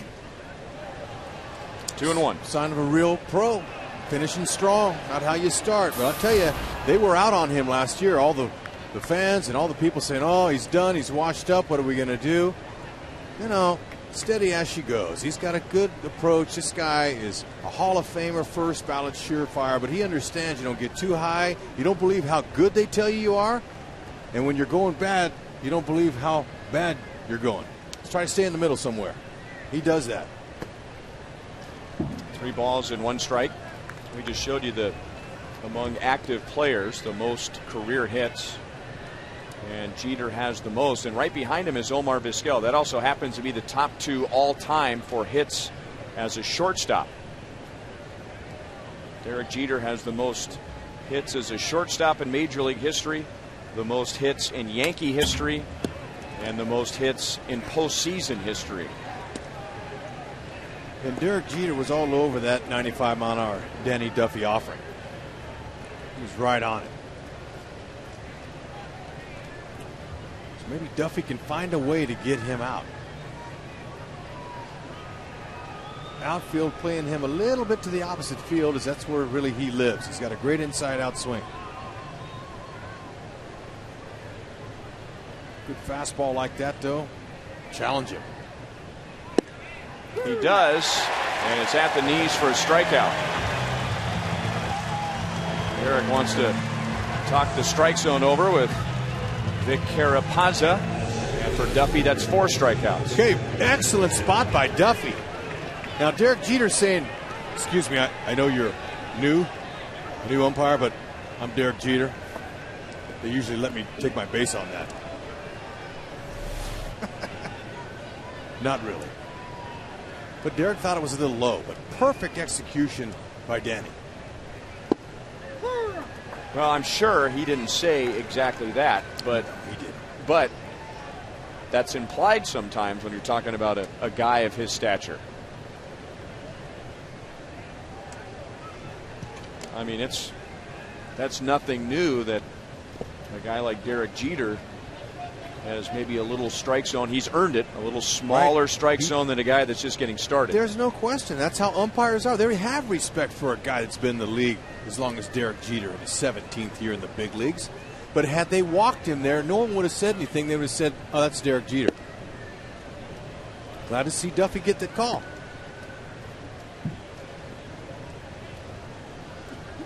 From a young Vic Carapazza.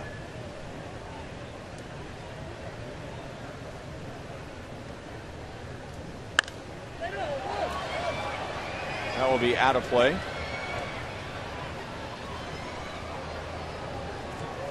Remember, the fan vote to pick the starters for this year's All-Star Game in Kansas City has begun. You can now vote for all of your favorite Royals players.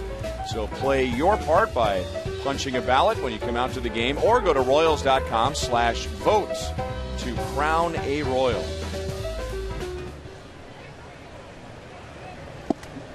Breaking ball strikes out Curtis Granderson. Second time that Duffy has gotten Granderson tonight. And that's 5 for Danny. 2 away. Hey, Danny, working good. That ball started a foot behind Granderson. That's the kind of break it had on it. That'll fool a guy. Now, even though Granderson's made some adjustments and hitting lefties a little better, you ain't going to hit that with a bow door.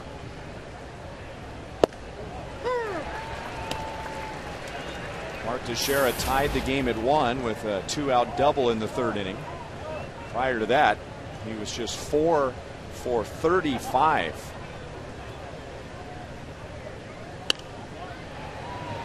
No balls and 2 strikes. Duffy's is coming right at the Yankees in this inning. Gotta like it. 11 days off. Thought we might see a wild Danny Duffy just because of his makeup and how high-strung he is and how lively his fastball is, and he has been under control this whole game. 3 up and 3 down. So Duffy qualifies for a win as the Royals lead 2-1.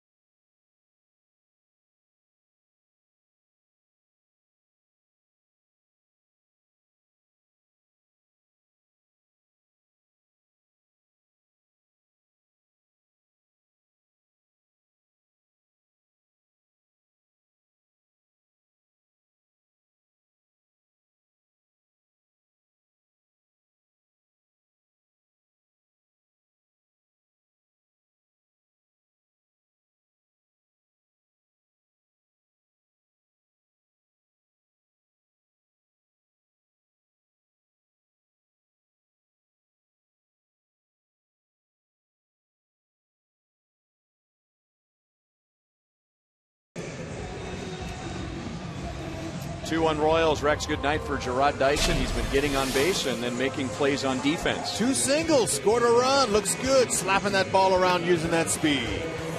Coming around to score that run. And now, the Home Depot doing more on defense. Watch this. Don't catch this one unless you get a great first step, caught it at the track, saved Danny Duffy. Home Depot doing more on defense like Gerard Dyson. And Dyson will lead off for the 3rd time tonight. The Yankees make a Chevy call to the bullpen. Clay Rapata comes on, so starter David Phelps goes 4 innings. He threw 85 pitches. Rapata's had scoreless outings in his last 3 against Texas, Detroit, and then he pitched last night against Baltimore.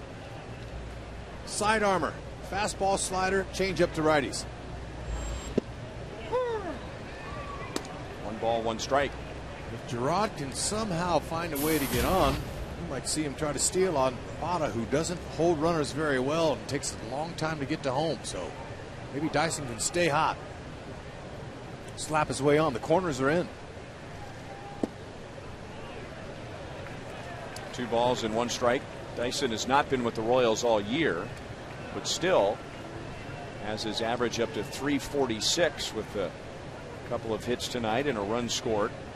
And he's hit in 7 straight games. And, you know, when a guy leads off, and if a hitter allows that to get into his mind about what do I need to do, sometimes you'll say, well, don't worry about it. You only lead off once a game. But this will be the 3rd time that Dyson leads off an inning. And he's gotten on the first 2.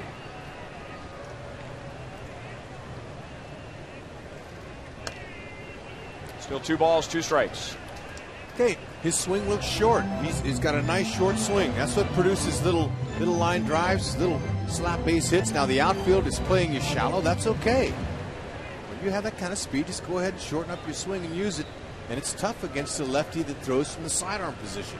First thing a hitter wants to do is pull that front foot out and backside out and only swing with your arms. Really, that plays into Dyson's hands here. And 3-2.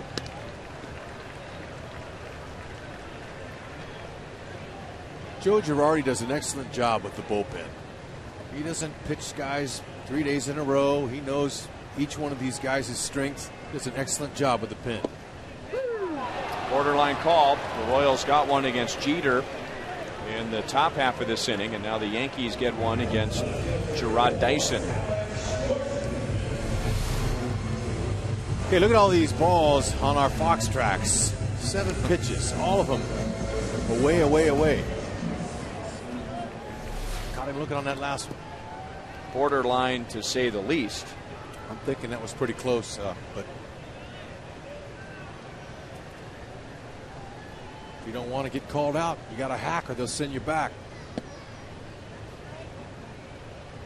Alex Gordon tonight lost an extra base hit on a fine play in deep left field by Nix in the first, and then struck out against Phelps in the third.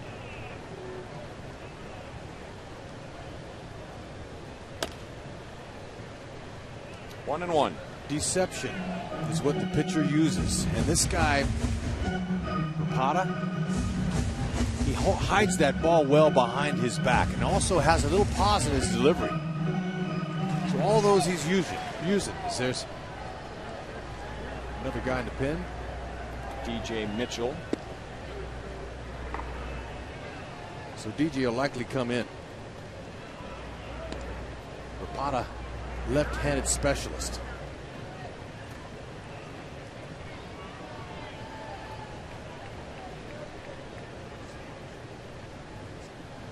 See how he hides that ball and he pauses it down?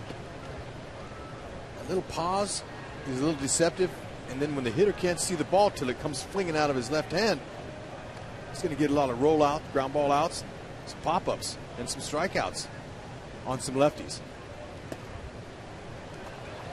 Didn't get that call. It's 3-1.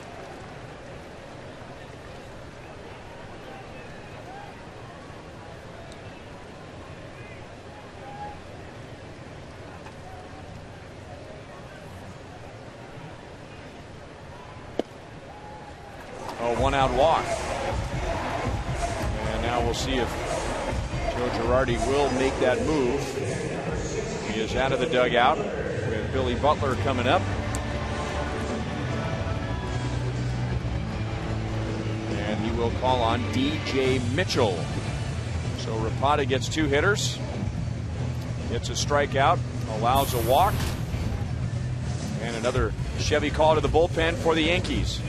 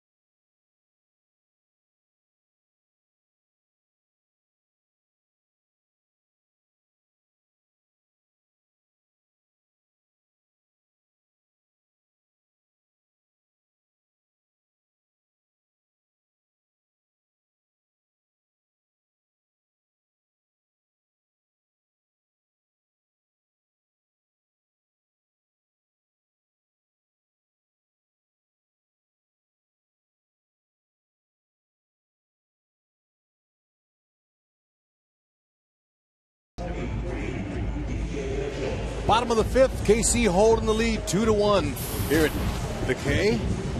DJ Mitchell being brought in, And Joe Girardi, unfortunately, earlier today suffered a tremendous injury. We hope it's not really bad. That's Mariano Rivera that went down shagging a fly ball at batting practice. That was terrible. Hope he's going to be okay, but we see Joe Girardi's list there for right-handers. You can cross out Mariano. He will not be a factor, and hopefully it is what they said initially, a sprained knee. But when a guy goes down like that in that kind of pain, chasing a fly ball, that means usually more. But he'll undergo MRI, and that's where they look at the soft tissue inside the knee, and hopefully everything's okay. Ball one from Mitchell to Billy Butler. Singled in the third inning, struck out in the first. DJ Mitchell, he's got a good fastball. He's going to sink that fastball. A little slider changeup. Fades away his changeup from lefties and into righties.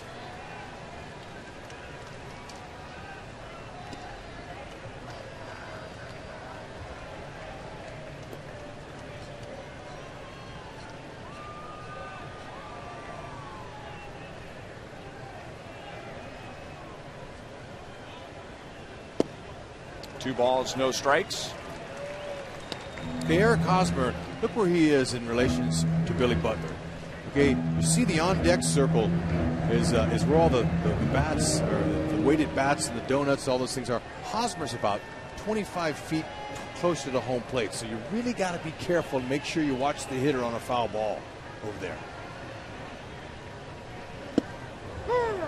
And how close is too close, where you don't upset the pitcher, that you're getting a little too good of a read of what he's throwing? Usually, if you're on the grass or something, but sometimes you watch it. You see where the on-deck circle is right there. Okay, he's way up closer to home, and really he's getting better timing on the pitcher.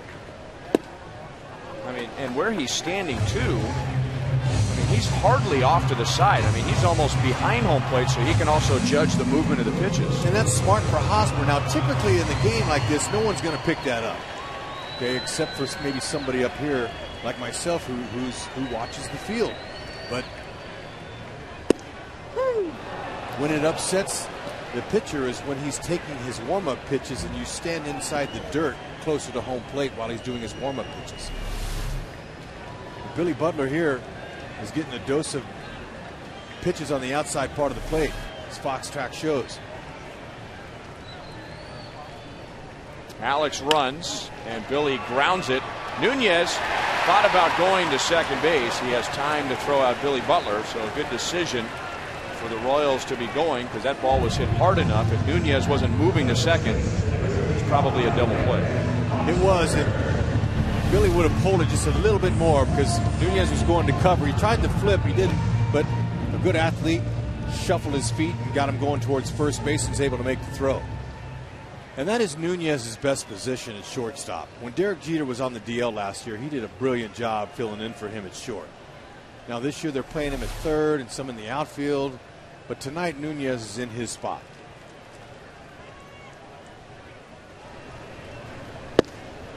Strike to Eric Hosmer, who put the Royals in front in the third inning with a single to center field that drove in Gerard Dyson. Hosmer's 15th RBI of the year, second only to Billy Butler.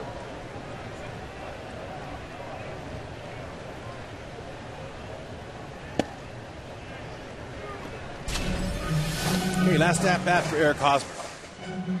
Okay, good patience there. Wasn't trying to do too much. Got him a full count, got a pitch, made him throw it to him. Didn't try to do too much. Same situation goes here. He's facing a guy that's not overpowering in DJ Mitchell. He's got a changeup. Those sinkers are going to be running away from him. Line to left field. Alex will be held. That ball was just hit too hard. And Alex would have been out by a mile if he tried to score. Hosmer has a two-hit game. All right, Eddie Rodriguez, third base coach for the Royals, does a great job here. That ball's hit hard. Eddie Rodriguez, he's watching the outfielder field it. He's got the stop sign up to Gordon, don't do it. The one-hop throw by Nix would have nailed him cold at the plate. One hopper right to Russell Martin.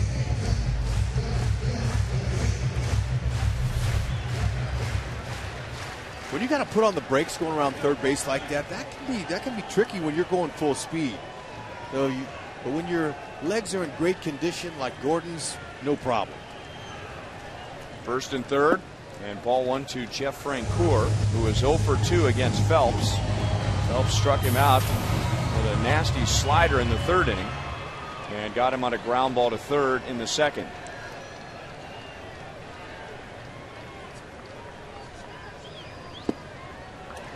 Two and 0.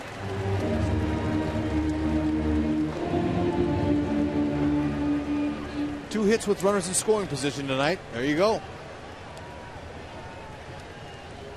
2 for 7.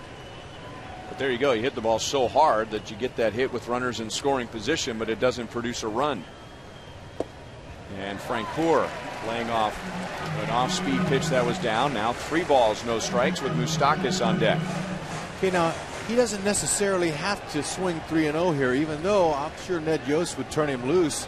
But when you got the Moose on deck, take the base. And that's chopped foul, 3-1. Do you think it makes a difference?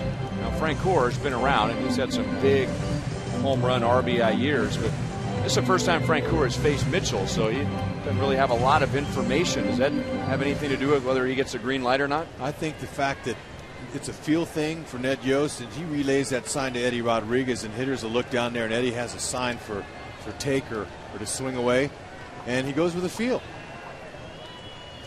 And he will walk, and they're loaded up for Moustakas.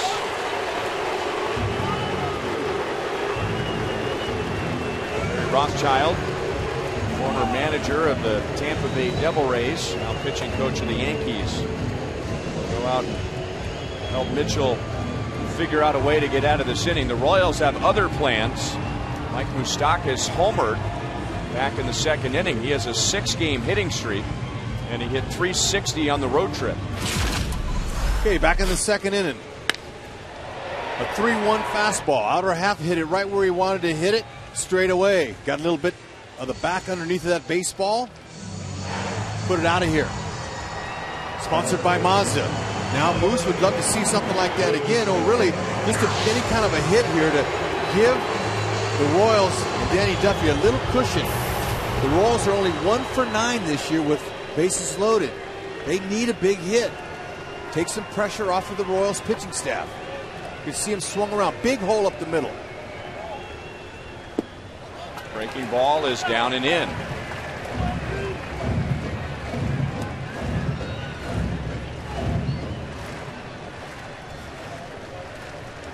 With 1 out, Gordon walked, then the pitching change. With 2 outs, Hosmer singled and Francoeur walked. 2-0.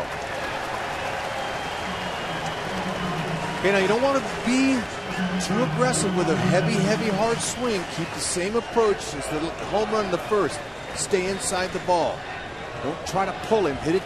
That ball's going to be going away from him. Just like Hosmer went to left field. Swinging and a ground ball into right field. Jones was very deep, so the Royals will get 2. It is a 4-1 game, and Moustakas has driven in 3. Go ahead and drive the bus, Moose. Fans love this third baseman, and he's just starting to heat up.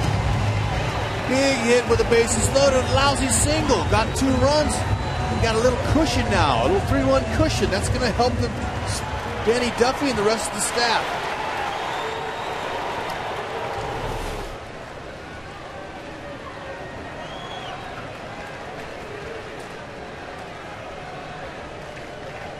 And now Quintero, who was 0 for 2 against Phelps, and a strike at the knees.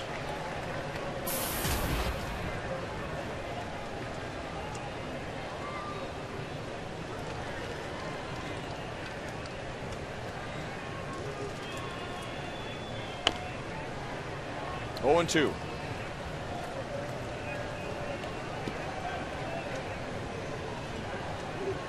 Big walk there by Frenchie. Took his 3-0 hack, but he said, all right, I got a guy that's behind me that can do the job. That's what Seitzer's talking about back when they were 0-10 here, the first homestand. He says, guys, not one guy has to carry the load. Let the next guy do it if you can't do it. Just so happens that Mike Moustakas is driving the bus tonight. 3 stakes.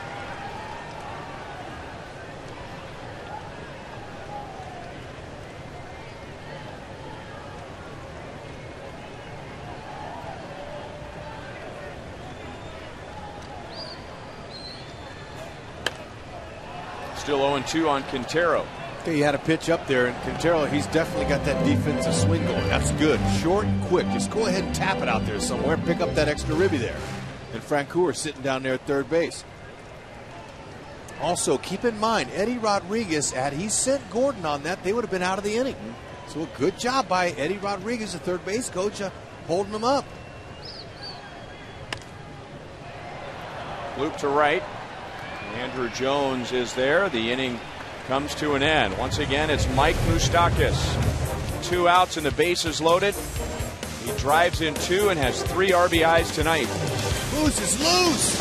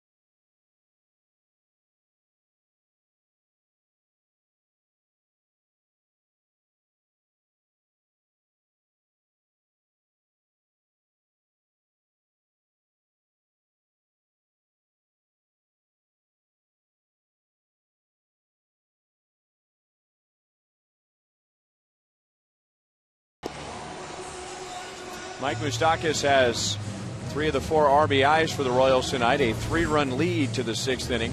Tonight is the first Frenchie Quarter Thursday of the year, with fans of Jeff Francoeur packing the right field seats. Today's cheering section sold out quickly, so don't miss the next event. That's Thursday, June 14th. It's the Royals and the Brewers in interleague play. And just a $21 ticket gets you a seat in right field, a limited edition Frenchie Quarter t-shirt, and Mardi Gras beads. Tickets at royals.com/Frenchie. Jeff Francoeur setting up that Moustakas hit with a walk. And now Danny Duffy trying to give the Royals 6 innings. Only Danny knows how the elbow feels, but the elbow looks good tonight. Still throwing in the 90s with his fastball. 2 walks with 5 strikeouts, and the 2 walks against this man right here, Alex Rodriguez.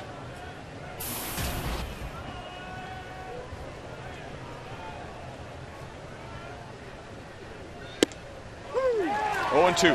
I've liked his poise since the very first pitch of the game against Derek Jeter. He got Jeter 0-2. Jeter milked 7-8 pitches. On the 8th pitch, got a base hit. But he's been in command. He's been pitching his game. Throws it by him at 97.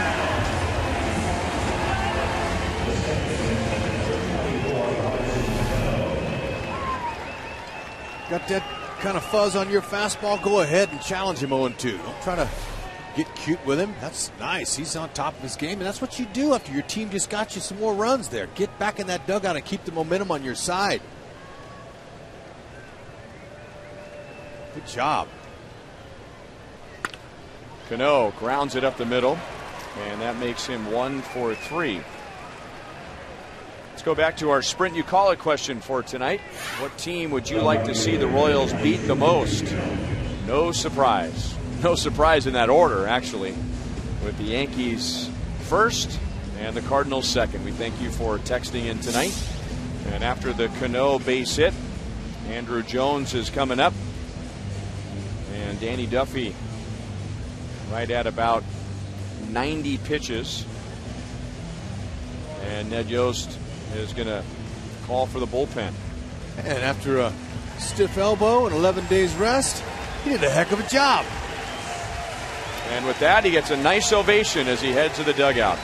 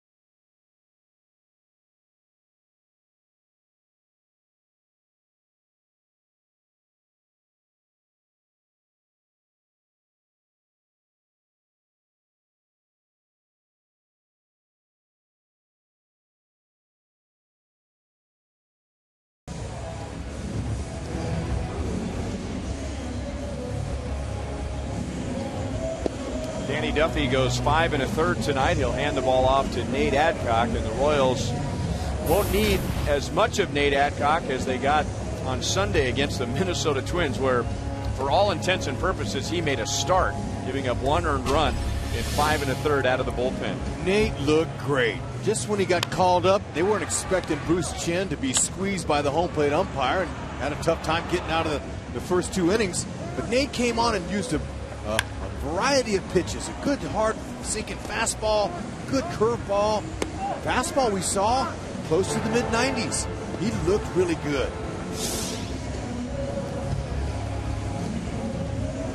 Remember, fans, if you're on the road this summer, you can take the Royals with you if you subscribe to MLB.TV today. You'll see every Royals out-of-market game live online and on your favorite devices in HD. Visit Royals.com to order and get more details. MLB.TV, baseball everywhere. Andrew Jones, the first to face Nate Adcock with a runner at first and 1 out. Outside for ball 1. Good effective changeup too. Goes down and in, slider. So I like to call that east and west. You got a little bit of movement that way and down, and he's got the ability to go north up top too with a good 4-seam fastball.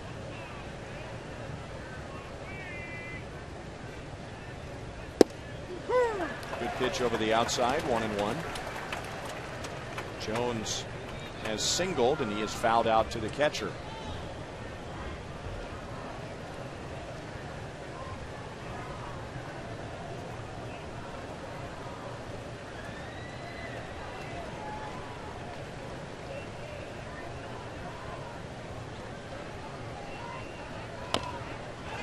One ball, 2 strikes. See how Jones is trying to pull that ball. That's what he does most of the time. He got a nice base hit up the middle his last at bat. And you know, the Yankees aren't interested in trying to steal any bases either. Down 3 runs here. They're a slugging team, a veteran team. Cano, he just stole 8 bases last year. Kind of a situational type guy. Don't go when it's necessary, but right now down, they're not going to give away any outs.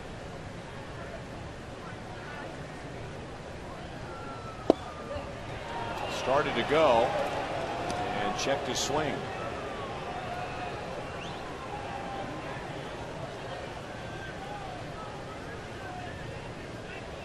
Andrew Jones, just a 184 hitter, but he does have 3 home runs. See how his front side is open. His front foot, that's inviting the pitch and getting his hips to come through on an inside pitch. Escobar got a glove on it, but that's all. Cano will go to third. And that brings a tying run to the plate. Okay, trying to pull that ball. Escobar did all he could on the one hopper, almost gloved it and slowed it down just enough to get Cano to third base. Double play still in order, but an excellent effort there. Pitchers like to see that.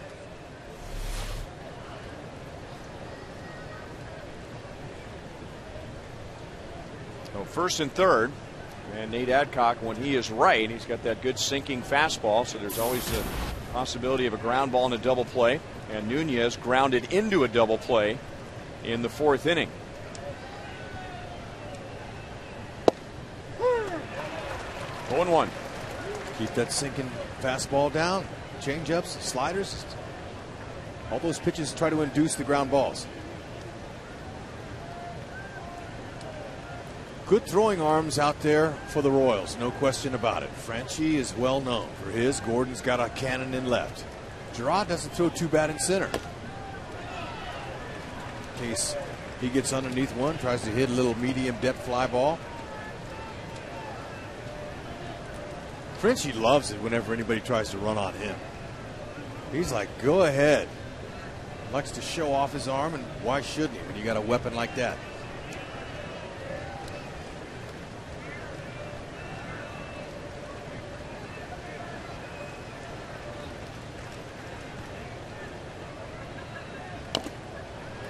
Still 0-2. That 94-mile-an-hour fastball snuck up on Nunez there. It's kind of a little emergency hack he put on it.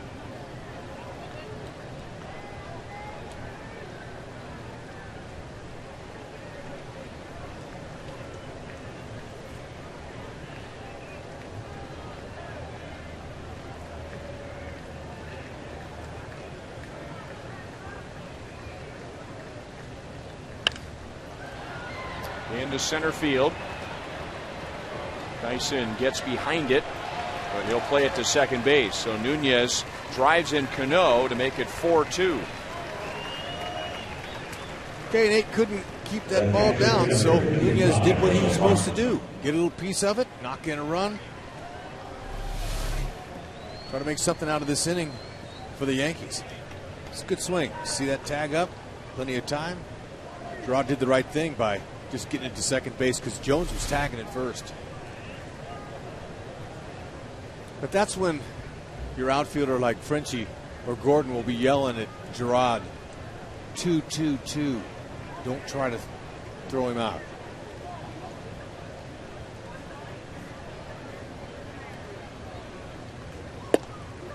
Yankee catcher Russell Martin is 1 for 2 with a single. Yankees were shut out last night at home by the Baltimore Orioles. They lost 2 out of 3 to Baltimore. And they didn't get a single runner to second base, and the Orioles struck him out 10 times. 2 runs, 7 hits for the Yankees so far tonight. And the Royals have 6 strikeouts against Joe Girardi's Yankees. Danny Duffy with all 6.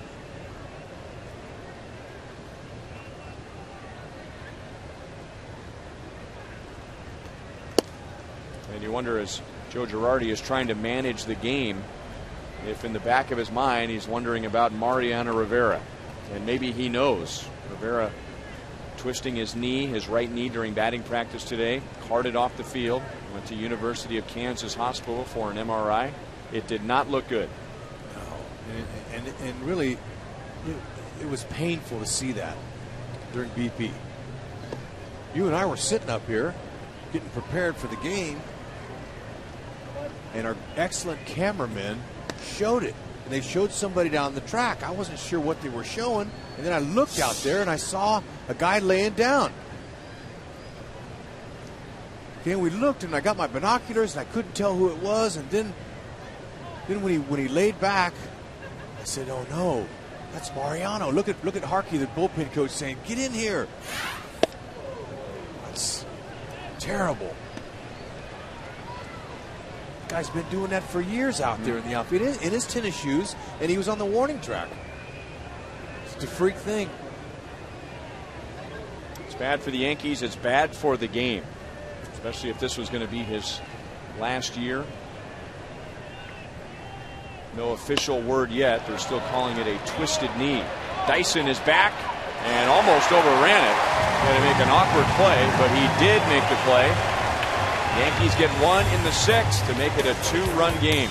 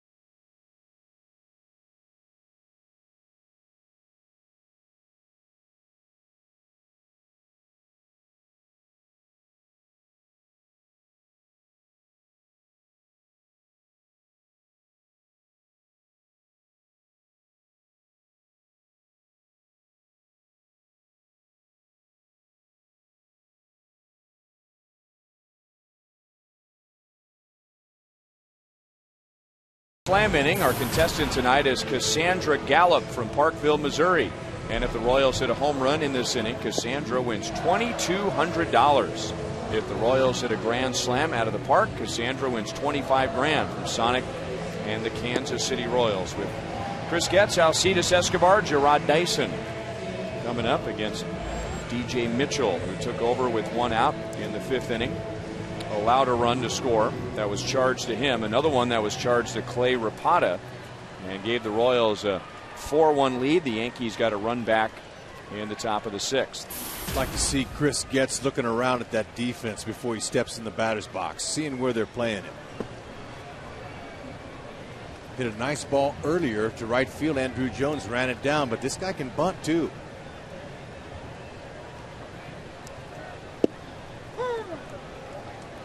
Getz has doubled, and he is lined out to deep right, so almost has 2 extra base hits.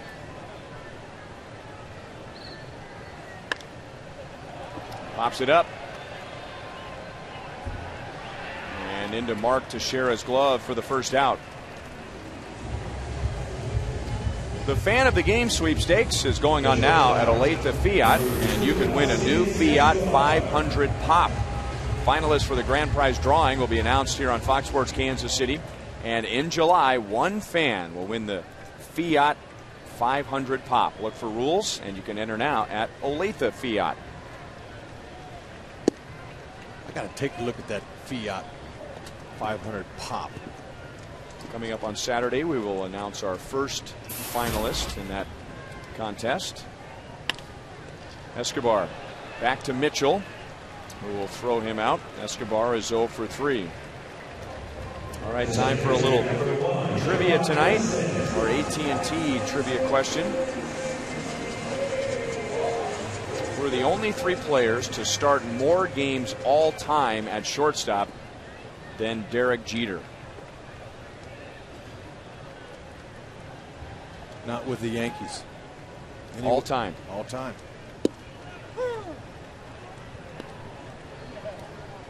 I'm gonna go Ernie Banks. Okay. He's one. How about Louis Aparicio? It's a pretty good call.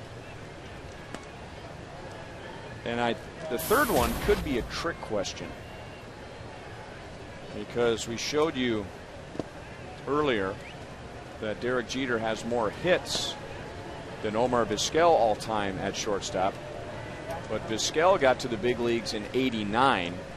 Jeter didn't get to the big leagues until the end of '95. Dyson hits it on the ground to Cano, who very smoothly handles a difficult hop. Royals down in order. So no money for Cassandra Gallup from Parkville, Missouri in our Sonic Slam inning.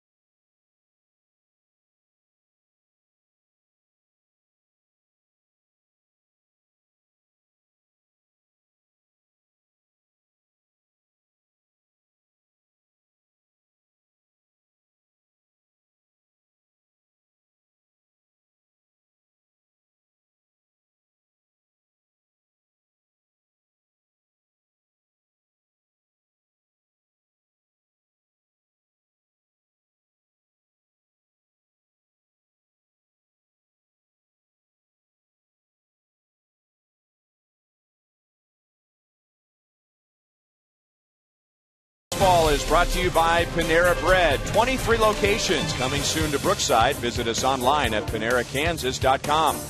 By Thoroughbred Ford. The best deals on new Fords are at ThoroughbredFord.com. And by AT&T Uverse, the new wireless receiver from AT&T Uverse. Visit att.com/freeyourtv. Rethink possible. Royals have a 4-2 lead to the top of the 7th inning with Nate Adcock staying on after getting the final 2 outs in the 6th inning. So that's the story here. How about other scores from around the big leagues? Let's check in with Joel. Ryan, thanks. And Panera does take us around the league. A light night in the American League. 1 of 4 games of the Royals going on. Tampa Bay sweeps Seattle. They are struggling. Go ahead, Joel. All right. You know how to do play-by-play. I know how to do a little pop-up. Alex Gordon, no problem. There we go. 1 down for Nate Adcock.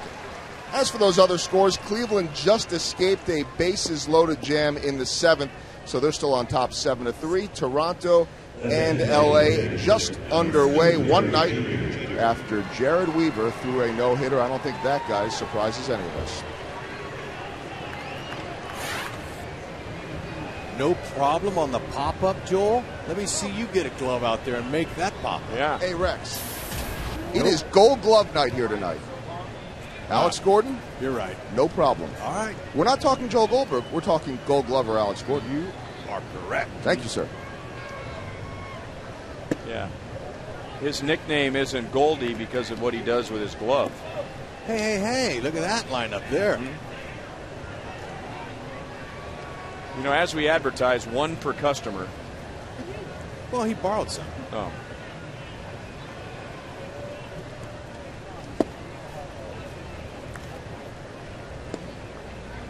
Derek Jeter singled in the 1st inning, doubled and scored in the 3rd. It was his 500th career double. and then struck out in the 5th against Danny Duffy, who went 5 1/3 innings, gave up 2 runs, struck out 6, and handed the ball off to Adcock with 1 out. 2 balls and 1 strike. So Danny Duffy moved back because of soreness in his elbow, and then because of the rainouts in Minnesota and Detroit, the Royals could just keep pushing him back and make sure that that elbow was right. And Danny was, for the most part tonight, very sharp, very good fastball, maybe the best fastball he's had all year. Location was supreme for that. 2-2. When Jeter struck out in the 5th, he had a little chat with the home plate umpire, Vic Carapazza. Jeter never wanted to show up an umpire. Just wanted to get a little clarification on the strike zone, so he'd be ready for his next at bat. 3-2. You know, he's not an arrogant guy at all. So he probably just said, I thought that pitch was a little low.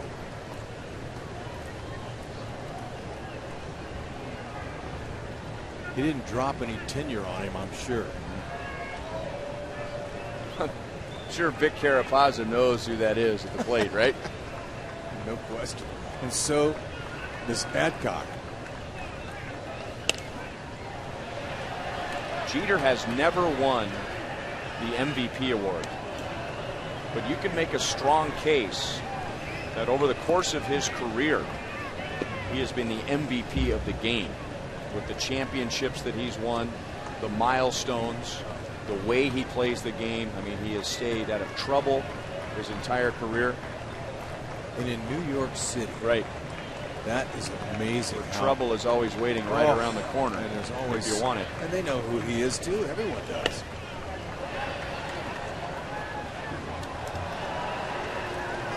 When I was a young Yankee, Dave Rigetti and I used to go out after games.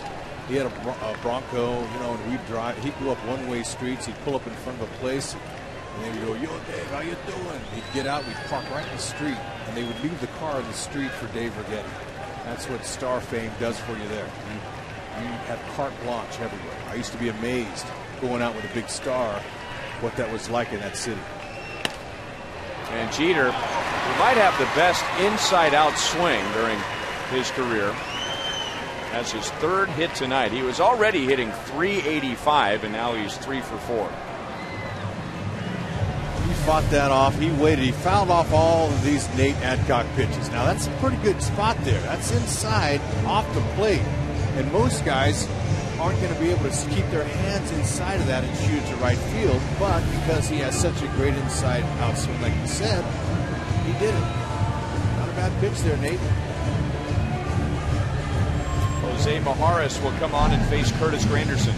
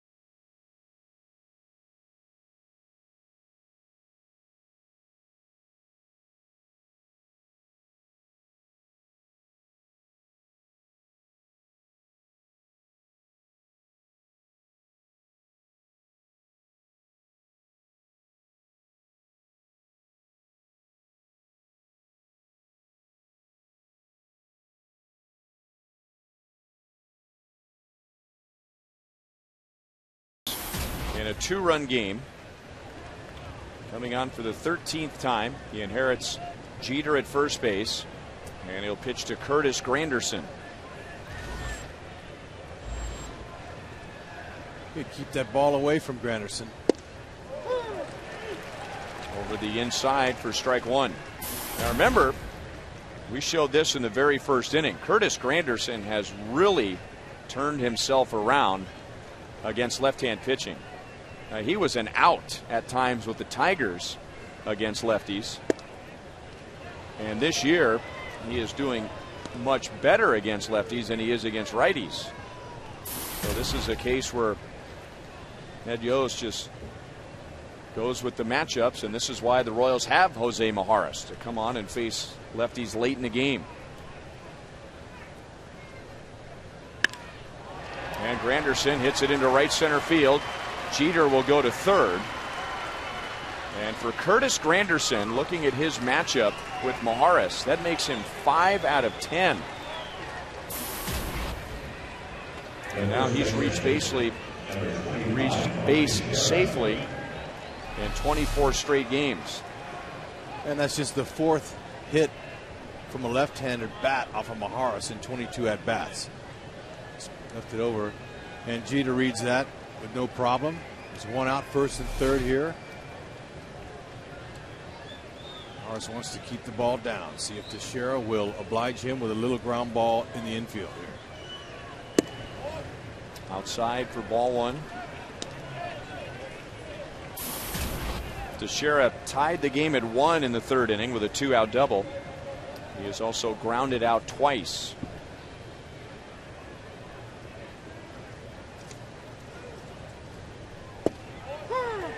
Over the inside, 1-1. Teixeira is 1 for 3 against Mijares, and that one hit was a home run.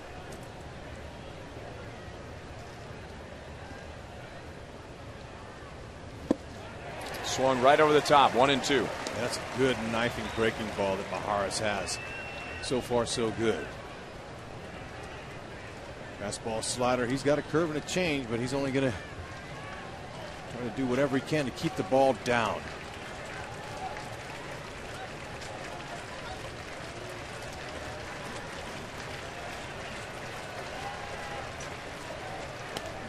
Ooh. Not quite where he wanted it, and lucky that Teixeira hit it back to the screen. Ooh. Nothing too good up there. That's right over the middle of the plate, and he had a rip. He's telling himself, throw me that one again, please.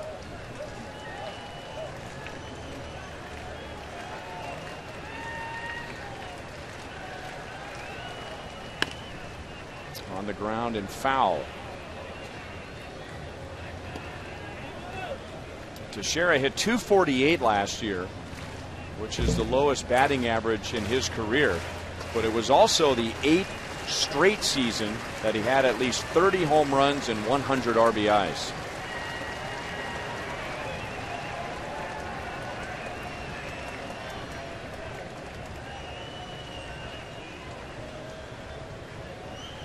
Stayed up again. Dyson will make the play in center field. Yankees will make it a 1-run game as Teixeira drives in his 2nd of the night. Good situational hitting for the Yankees. Their last 2 runs have come on sacrifice flies. Okay, that's 2 pitches in a row that were elevated and up. In order to stay away from that, you try to execute down in the strike zone, and the Yankees are getting a little bit closer now. For the Royals to be able to win their first game at home this year, they're going to have to show some bullpen work here and get the job done to do it.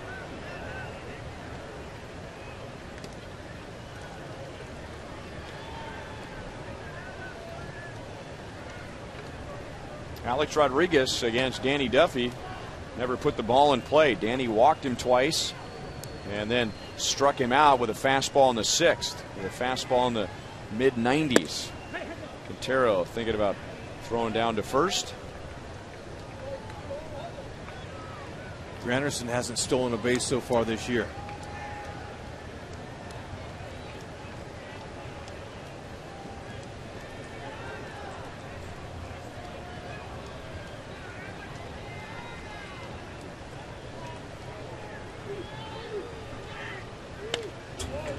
1-1.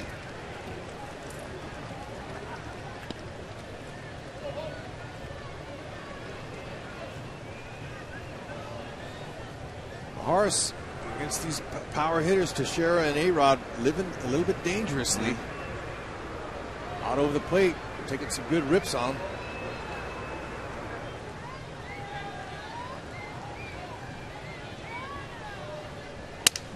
Broken bat, and it gets through at least deep enough for Rodriguez to be safe. So the inning continues, and now the tying run is at second base.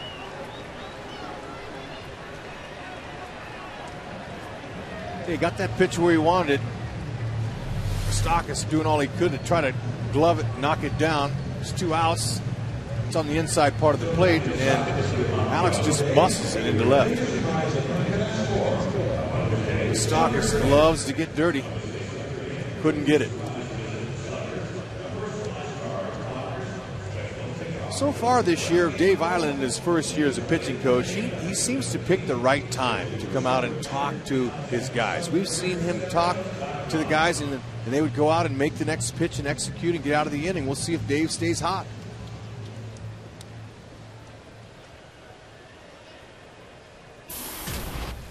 Robinson Cano, 1 for 3 against Danny Duffy. He was Danny's last hitter with 1 out in the 6th. He singled and scored.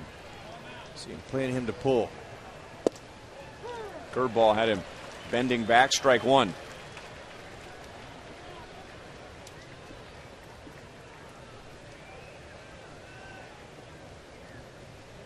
Second left-hand batter in the inning for Jose Mijares. And Cano is 0 for 5 against Mijares. Grounded right to Getz.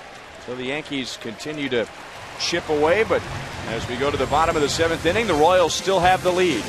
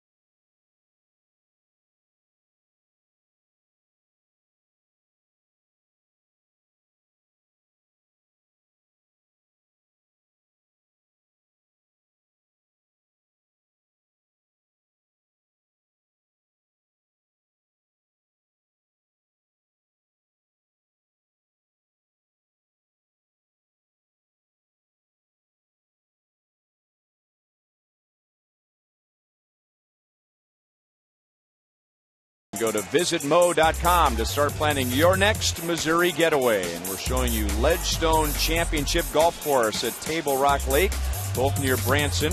A Branson Championship Golf Course unlike any other. Described by Golf Digest as a masterpiece of mountain golf architecture.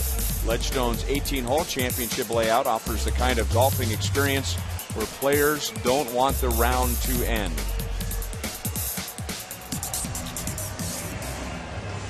Bottom of the 7th inning, Royals by 1, and again, here's Joe Goldberg. And again, Ryan, we see Dave Island work his magic with a mound visit. I asked him about that, and he said he just goes out there and gets them to refocus. I had the chance to sit down with the pitching coach for an extended conversation, ran part 1 today on Royals, Hy-Vee Royals Live, and he talked a little bit about game planning against the Yankees, his former team.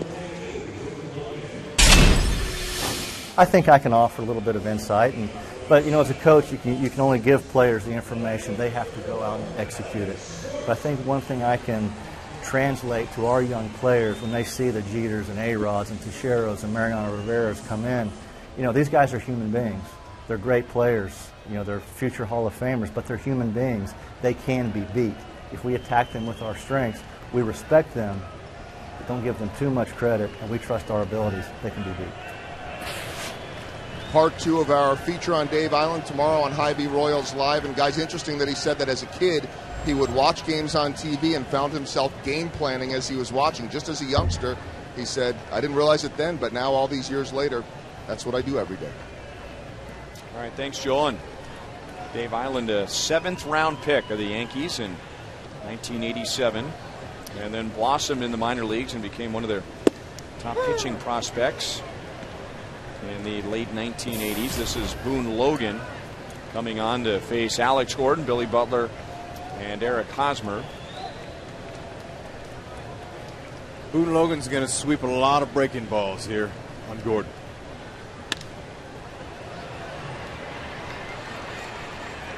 But you know, I really like Dave Island's philosophy and what he's doing with these pitchers. He's breaking them down, and he's talking to them. And like he said, these guys are only human. Sure, you see how great they are, but look, we can get them out if we execute our pitches. That's instilling confidence in his pitchers to go out and execute your pitch, and you can get them out, just like Mijares did. Alex able to stop his swing. 0 for 2 with a walk and a run scored tonight.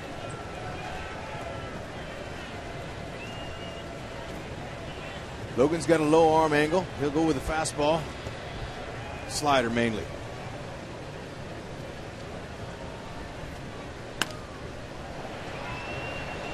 Alex Rodriguez runs into foul ground and then maybe thought he was getting close to a railing that wasn't there. Well, he didn't take a peek down to see where he was. So Gordon will take that. See, he didn't look down. He wasn't sure exactly where he was. Lots of times when you're running, and Alex knows this, you'll take a peek, at least see where you are, but Gordon now gets another chance here. That's an out that should have been, but he'll take it if he can out and get on base.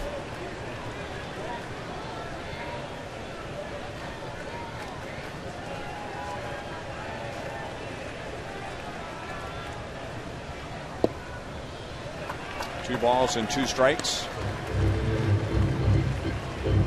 So he's been throwing sliders every pitch to Gordon, and he's gotten those swings off balance. He's going to stay with that pitch.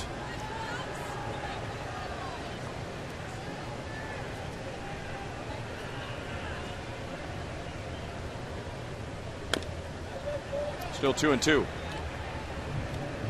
Royals have seen Boone Logan quite a bit. In fact, Boone Logan got his first major league win against the Royals with the White Sox in 07, and Alex has had a tough time against Logan, as a lot of left-hand hitters have, with that difficult angle that he presents.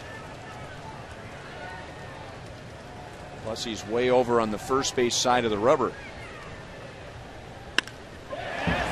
Line to center. Granderson was shallow, but still able to make the play. All right, let's see, Rex, how we did with our AT&T trivia question tonight. The only 3 players to start more games all-time at shortstop than Derek Jeter. You're going with Ernie Banks. I'm going to go with Louis Aparicio and Omar Vizquel. Ozzie Smith. Wow. How do we forget Ozzie Smith?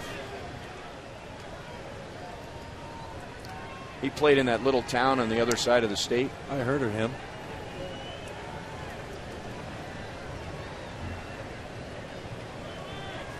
Well, Granderson had Gordon played perfectly. He was playing Gordon to the opposite field. Had he played him to pull, Gordon would still be running. But he could tell how Logan was sweeping that breaking ball away for him. So you got to credit Granderson for being in the right place there.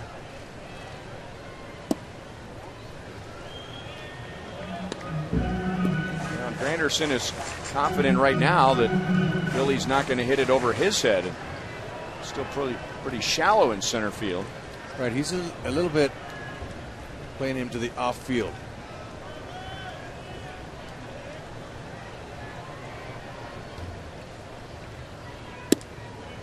Going with a breaking ball on 2-0, and it stays high. 3 balls and no strikes. Much easier to hit that ball coming into the righty than it is going away for the lefty.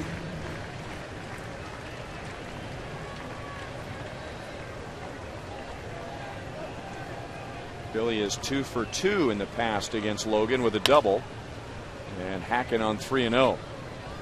Logan has a similar story to Tommy Hotovy.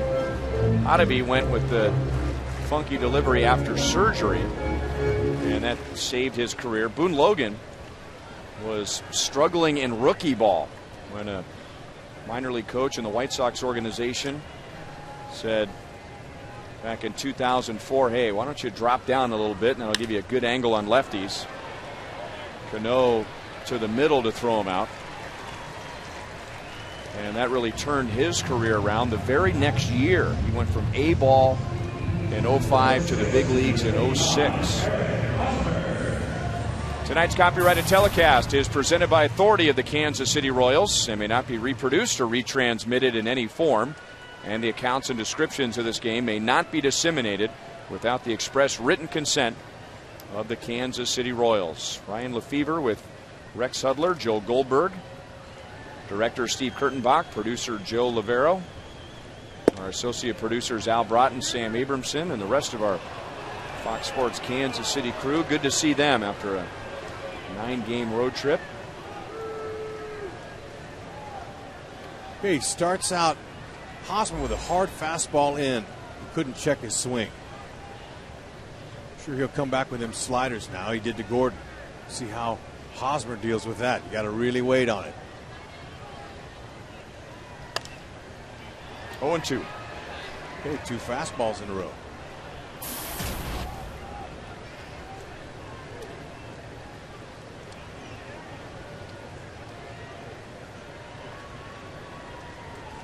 Another hit gets him over the Mendoza line.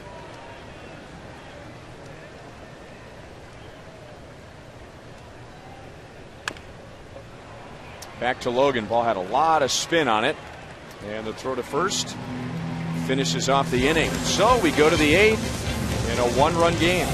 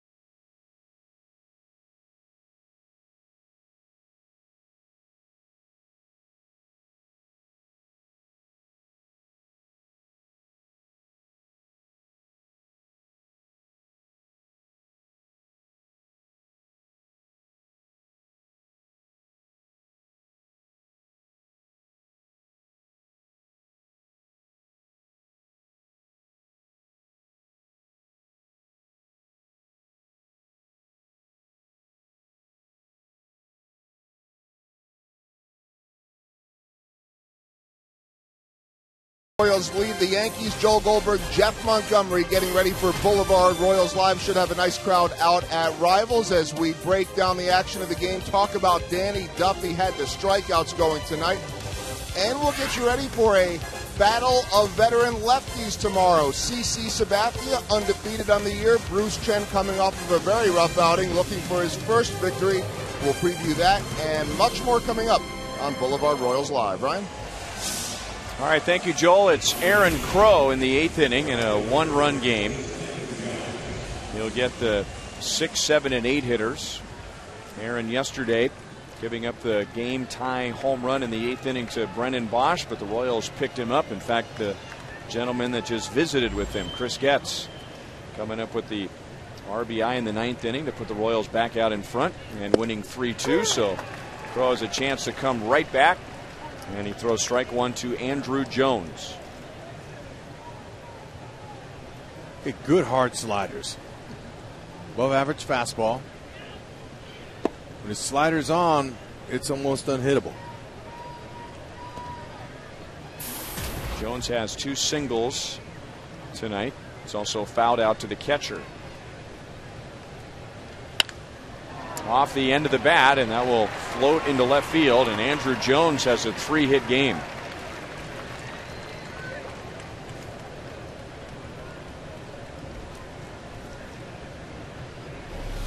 Ball was up. He hit it off the end of the bat.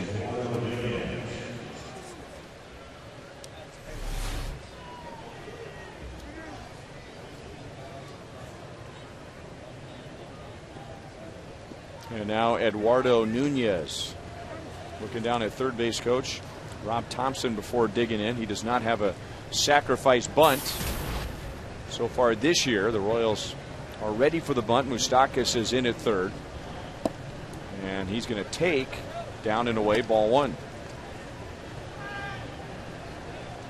Okay. Double play depth are the middle infielders. Girardi's team doesn't sacrifice very often. He had 6 sacrifice bunts last year. Chance for 2. Out at second. Gets not in time.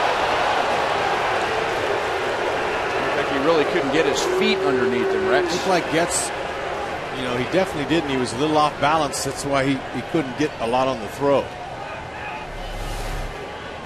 So the ball wasn't hit hard. Good feed. And Getz, instead of coming across the base and getting his feet underneath him, he just kind of threw off balance, and that might have been the difference of getting him at first base.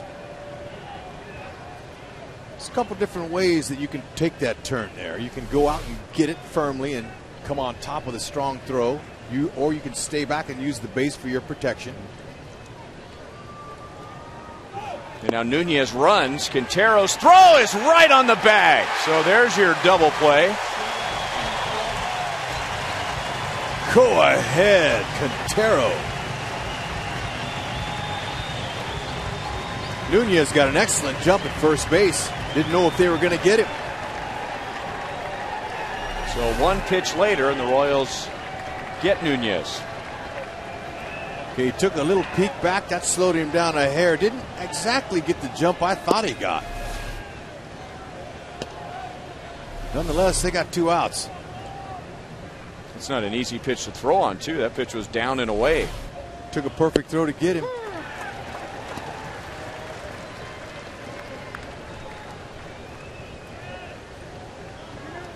Aaron Crow feeling it, working quickly, and Russell Martin, the catcher, knowing how important that is trying to slow him down.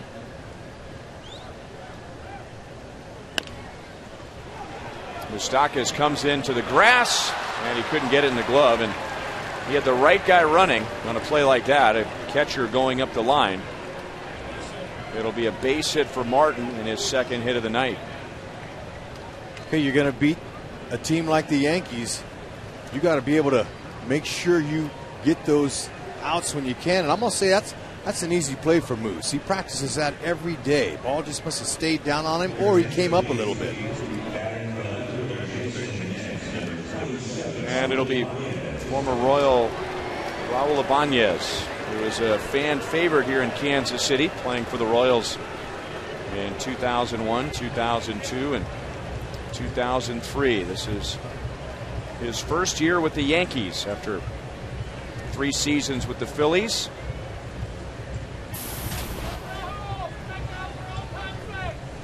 '17th year. This guy's a class act.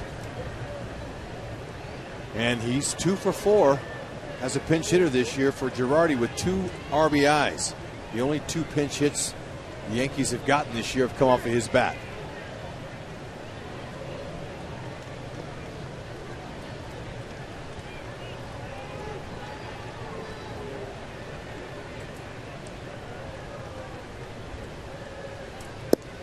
Crow misses down and away, ball 1.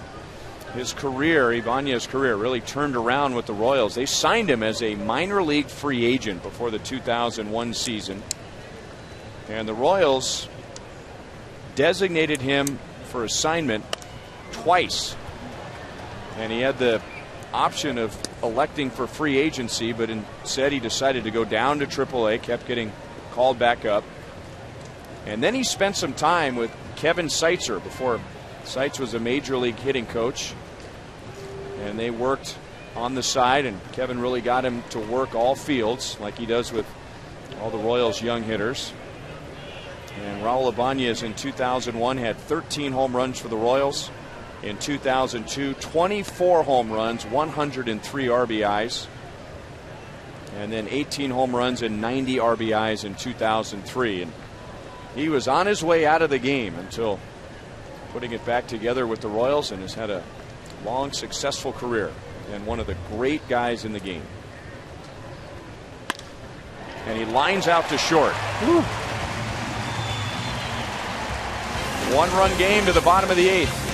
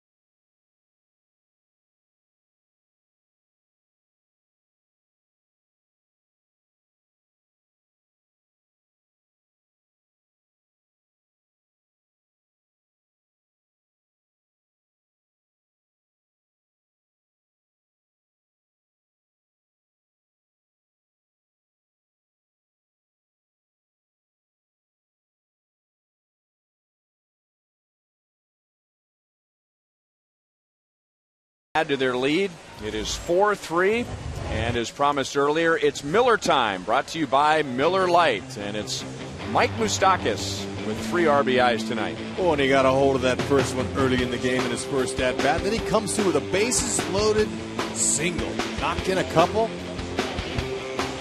Just got them where they are now with a 1-run lead. See if they can hold on, and we're going to get to see him again. He'll bat second in the inning after Jeff Francoeur. Raul Ibanez will stay in left after pinch hitting in the top half of the inning. And Rafael Soriano will come on to pitch for the 9th time this year.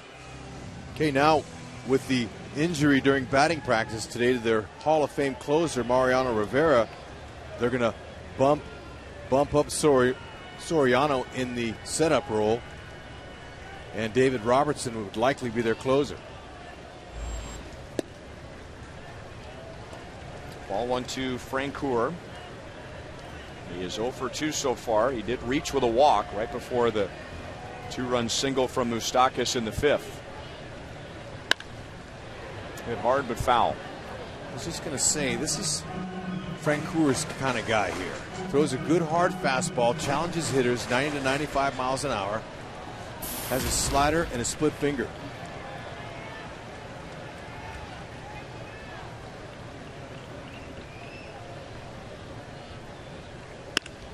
Pitch stayed up, and Francoeur drives it into left center. Granderson has to hustle over to cut it off. Francoeur is going to try for 2. He's in there.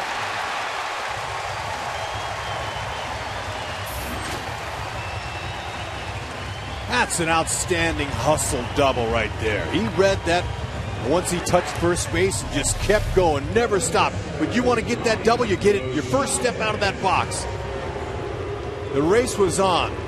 And he knew it. He wanted to get to second base. There's a pitch up in the zone. Good short swing. Look at that. He's charging hard. He knows. Watch him hit the inside part of the base here. That's proper. Look at him going hard to second base. Plays right in front of him. Get down. Nice slide. Beautiful. You know, he had 47 doubles last year, and he had at least a dozen of those. Man, I'm telling you what, that he earned that. Became a trademark of his, stretching a single into a double. It's beautiful. Let's see if the bus driver of tonight's game so far, Mike Moustakas, can continue in that driver's seat.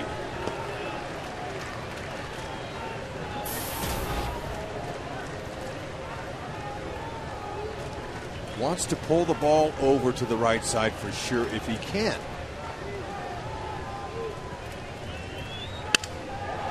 Broke his bat, but trying to pull it. 1-1. Soriano knows the situation too, but he came in about 2 inches off the inside part, broke his bat. He'll have to go out and get another one.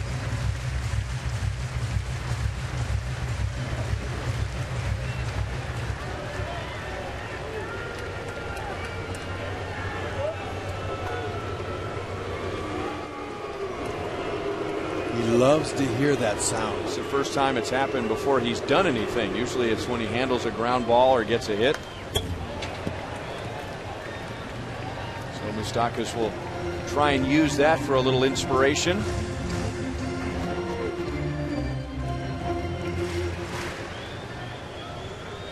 Hard to ask him to shorten up his swing right now and just try to pull it over when a guy's hot. Got 3 RBIs tonight. We're going to come in there again. And then again, tried to pull it.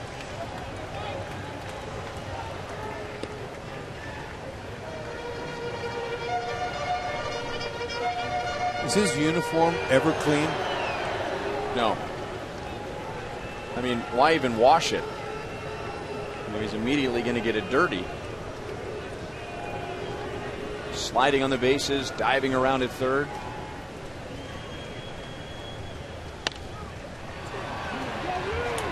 Another chance for Alex Rodriguez, and he will make the play. So Francoeur remains at second base. While we're looking at highlights from tonight, let's take a look at our AT&T U-verse reverse replay and revisit Danny Duffy's night. Why not?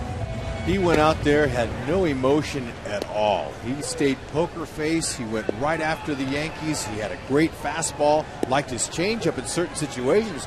But when you got a power fastball like that, stay with it. Look at the hook. It was working as well. Blowing it by, guys. I like the tip of the cap to the Kaufman faithful here. Proud of his outing. Looked good. Quintero down 0-1. He's 0 for 3.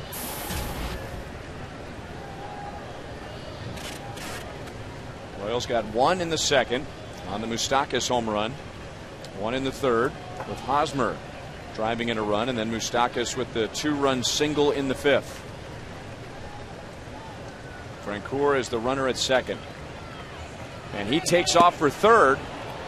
And the throw is going to be on the money. Rodriguez got tangled up with his feet, but was still able to apply the tag. Francoeur got a good jump, and typically you're not going to steal third in a situation like this unless you know you can make it. Now Martin, he came out from behind Quintero like a cat, and he got that ball down to Alex very quick. Now Francoeur thought that he got his hand around and touched the base, but Alex tagged him in his chest before he got his hand there.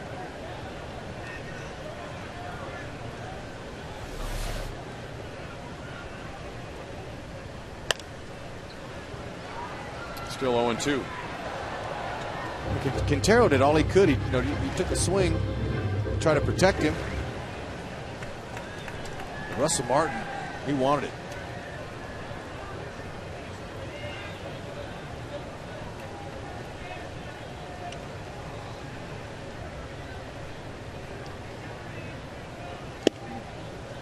One and two. Let's check out Russell Martin. Watch how quick he is. He knows the guy's going. He was already moving his feet by the time the ball got there. So he was getting himself in position. And look at him concentrating on that throw. Quick as a cat.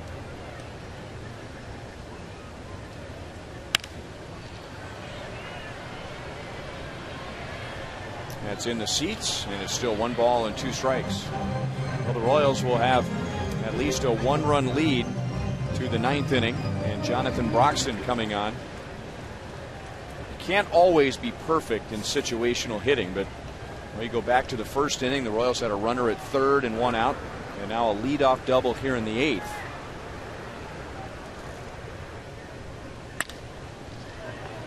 Nunez brings it in, throws out Quintero, so it will be Broxton, and he'll get the top of the order. Derek Jeter, Curtis Granderson, and Mark Teixeira.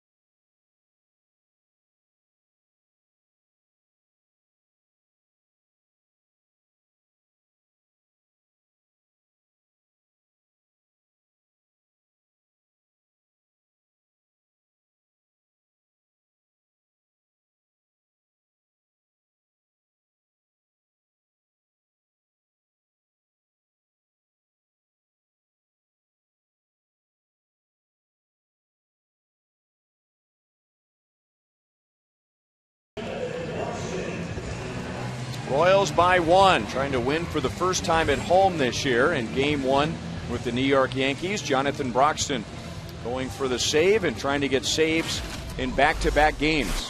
All right, big fella. Yesterday he looked really good. Had a slider working, but it was down. Everything was down. And when it's like that, they're gonna make some contact if it's out over the plate, but it's gonna hit it at somebody. And now he's got his work cut out for him, because guess who's coming up? The top of the lineup. You see Broxton there. He's got good stuff. We've seen his fastball reach 97. He's been locating on the corners and down. He's got to stay down. Got a little slider that he'll bring in occasionally, but it won't be easy. This guy's on fire. 3 hits tonight. He's hitting .398. 2 singles, a double, and the double was the 500th of his career. And he has scored twice. Curtis Granderson will follow him, and then Mark Teixeira.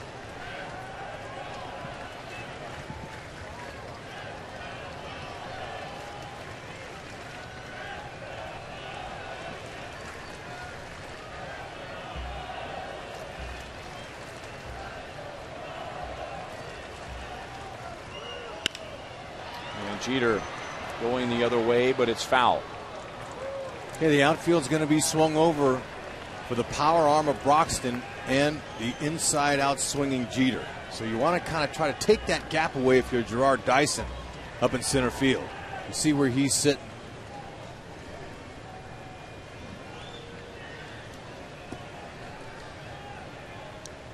Infield straight up.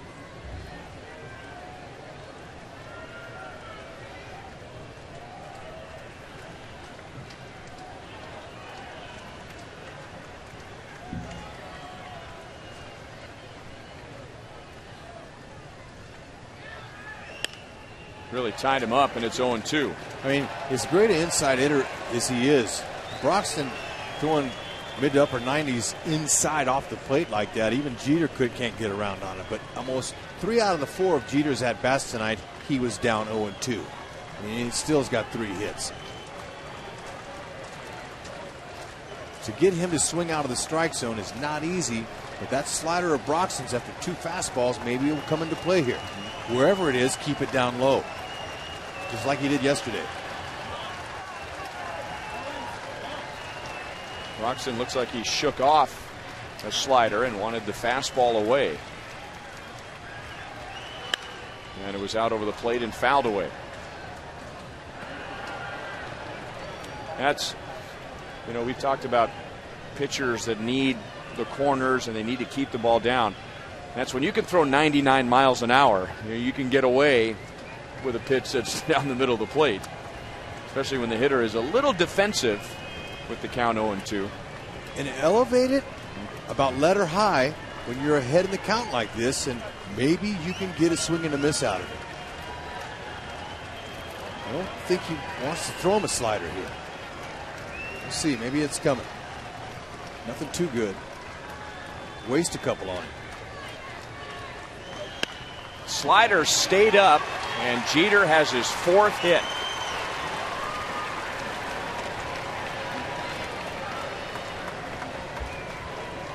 Okay, here they come. And 0-2 on a hitter red firecracker hot like this. That's just a missed pitch. It's a slider. If that was his hard fastball up there, it might have been different, but took just enough off. Played right into his hand.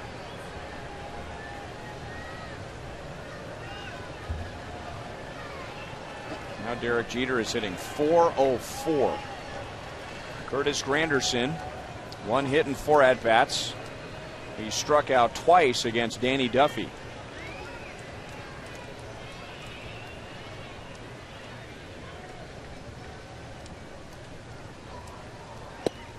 Outside for ball 1.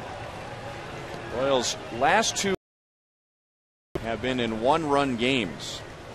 Beating the Tigers yesterday 3-2.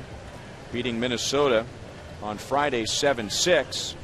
But before that, the Royals lost their first 6 1-run games.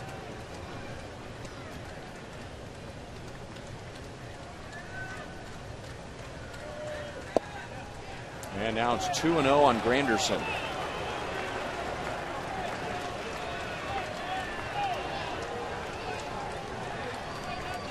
Most closers don't care about the base runners. He's not going to worry about throwing over there to Derek Jeter unless the manager Ned Yost calls for it. Really focus on his location here. Can't give him 2-0 anything really good to hit. This guy's dangerous.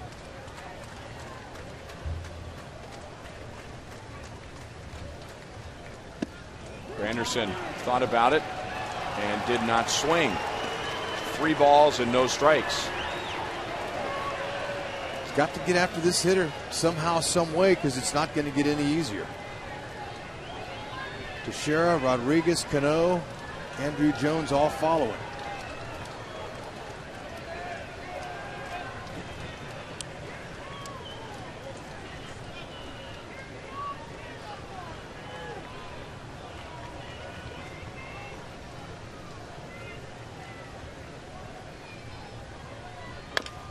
Swinging away 3-0.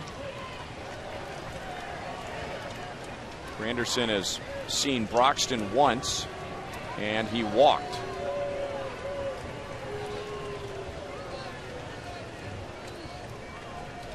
So he's sitting on fastball. He was 3-0, and he'll be sitting on it again here.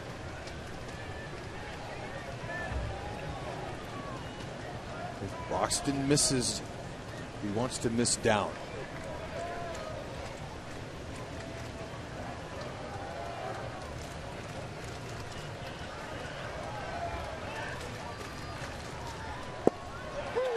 Strike at 95. Granderson looked like he wanted to swing at that. He kind of flinched and he thought that the tailing action on that ball might be outside. And to take the walk would put it right on the spot. See Granderson, his reaction, he grimaced like, oh, that was the one. Need a pitch here. Jeter takes off. And there are 2 on with nobody out.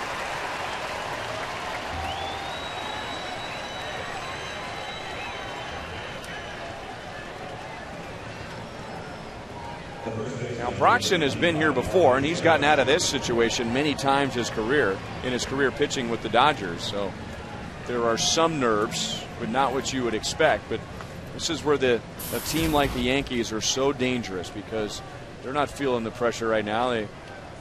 All these experienced hitters have been in this spot so many times. They're coming up to the plate relaxed, trying to shift the pressure from themselves to the pitcher. It's up to the big fella with the rock in his hand. Keep it down, get him to swing, maybe he can get a double play out. So Teixeira over to the left side. First time he's batted left-handed tonight. And Broxton is in the dirt with ball one.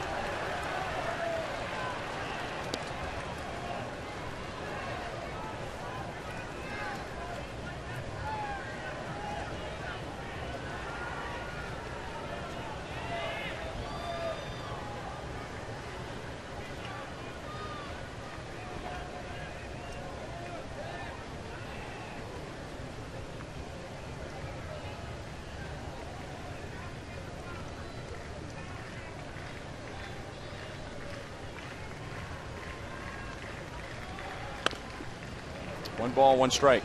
You know, watching these guys hit in this inning, this is what Kevin Seitzer and Ned Yost have been talking about when the Royals were getting a bit anxious at the plate in RBI situations. And the young Royals hitters at times putting the pressure on themselves to come up with the big hit, where what Kevin Seitzer and Ned Yost want the hitters to do is what the Yankees are doing right now, and that is try and put the pressure on the pitcher to make him come up with a big pitch. Don't be chasing his pitches.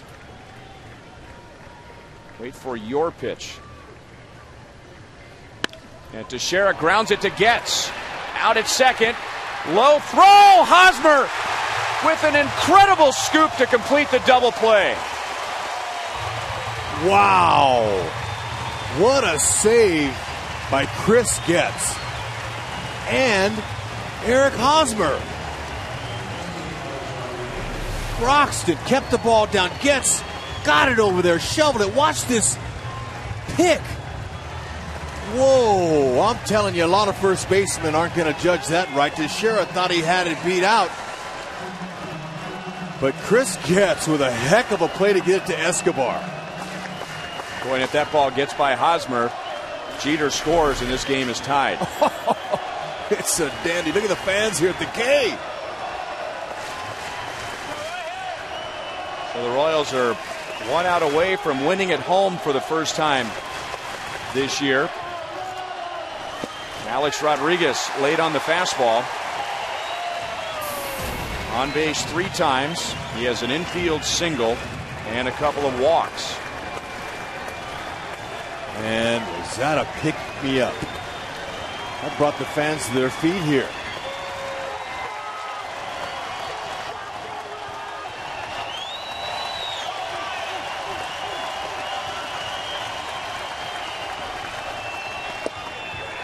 Got the call.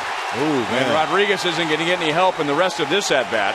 Ooh, he might get tossed. You put your arms out like that, that's showing the umpire up. Good spot. That's a good hard running fastball. Started out over the middle and ended up on the inside part of the plate. Look at that thing. That thing shot in there. Good location down low.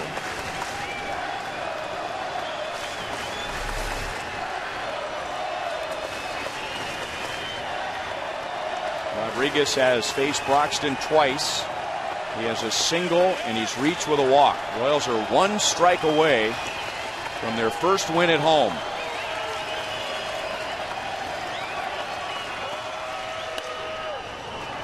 Still 0-2. And maybe this is a sign of good things to come. A fan in the upper deck on the right field side just made a great play with a bare hand. These fans are in the game. They are passionate. Over 20,000 here at the K. They're excited about this young team, but they need a win.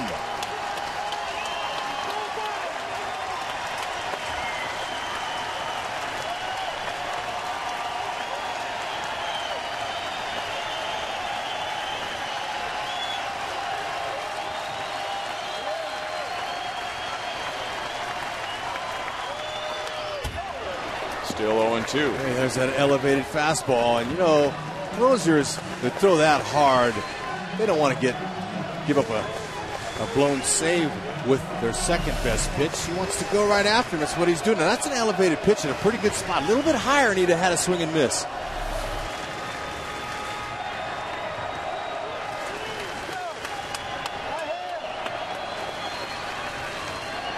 Derek Jeter opened the inning with a single. Granderson walked to put 2 on and nobody out, and then Teixeira grounded into a double play with big plays from Getz and Hosmer. The tying run still at third with 2 down.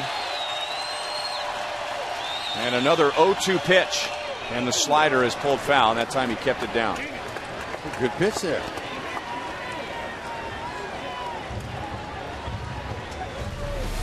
Yankees are making the big fella work.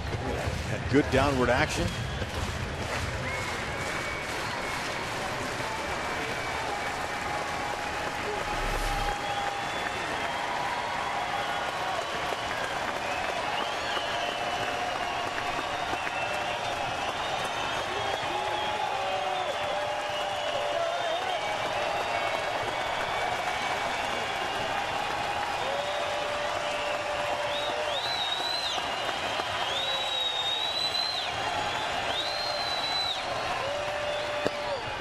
Good pitch, and Rodriguez somehow was able to lay off it.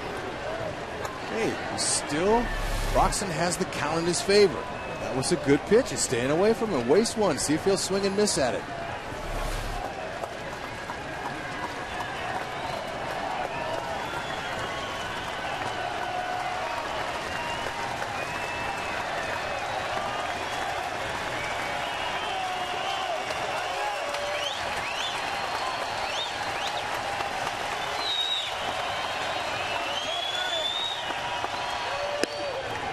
Two and two. Not close enough to tempt him.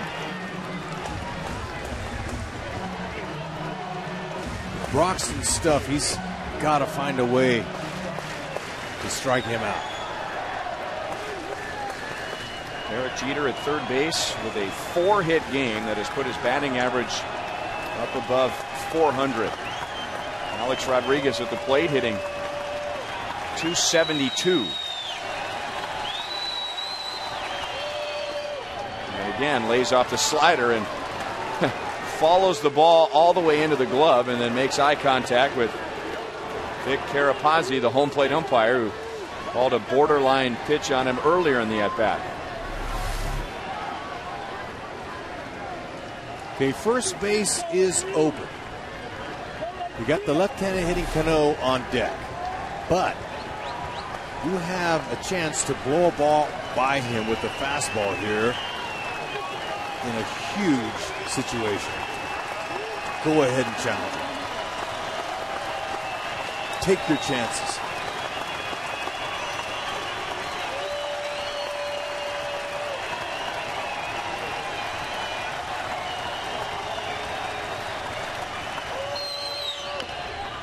Slow roller to third. Moustakas has to hurry. Bare hands. Got him to end the game.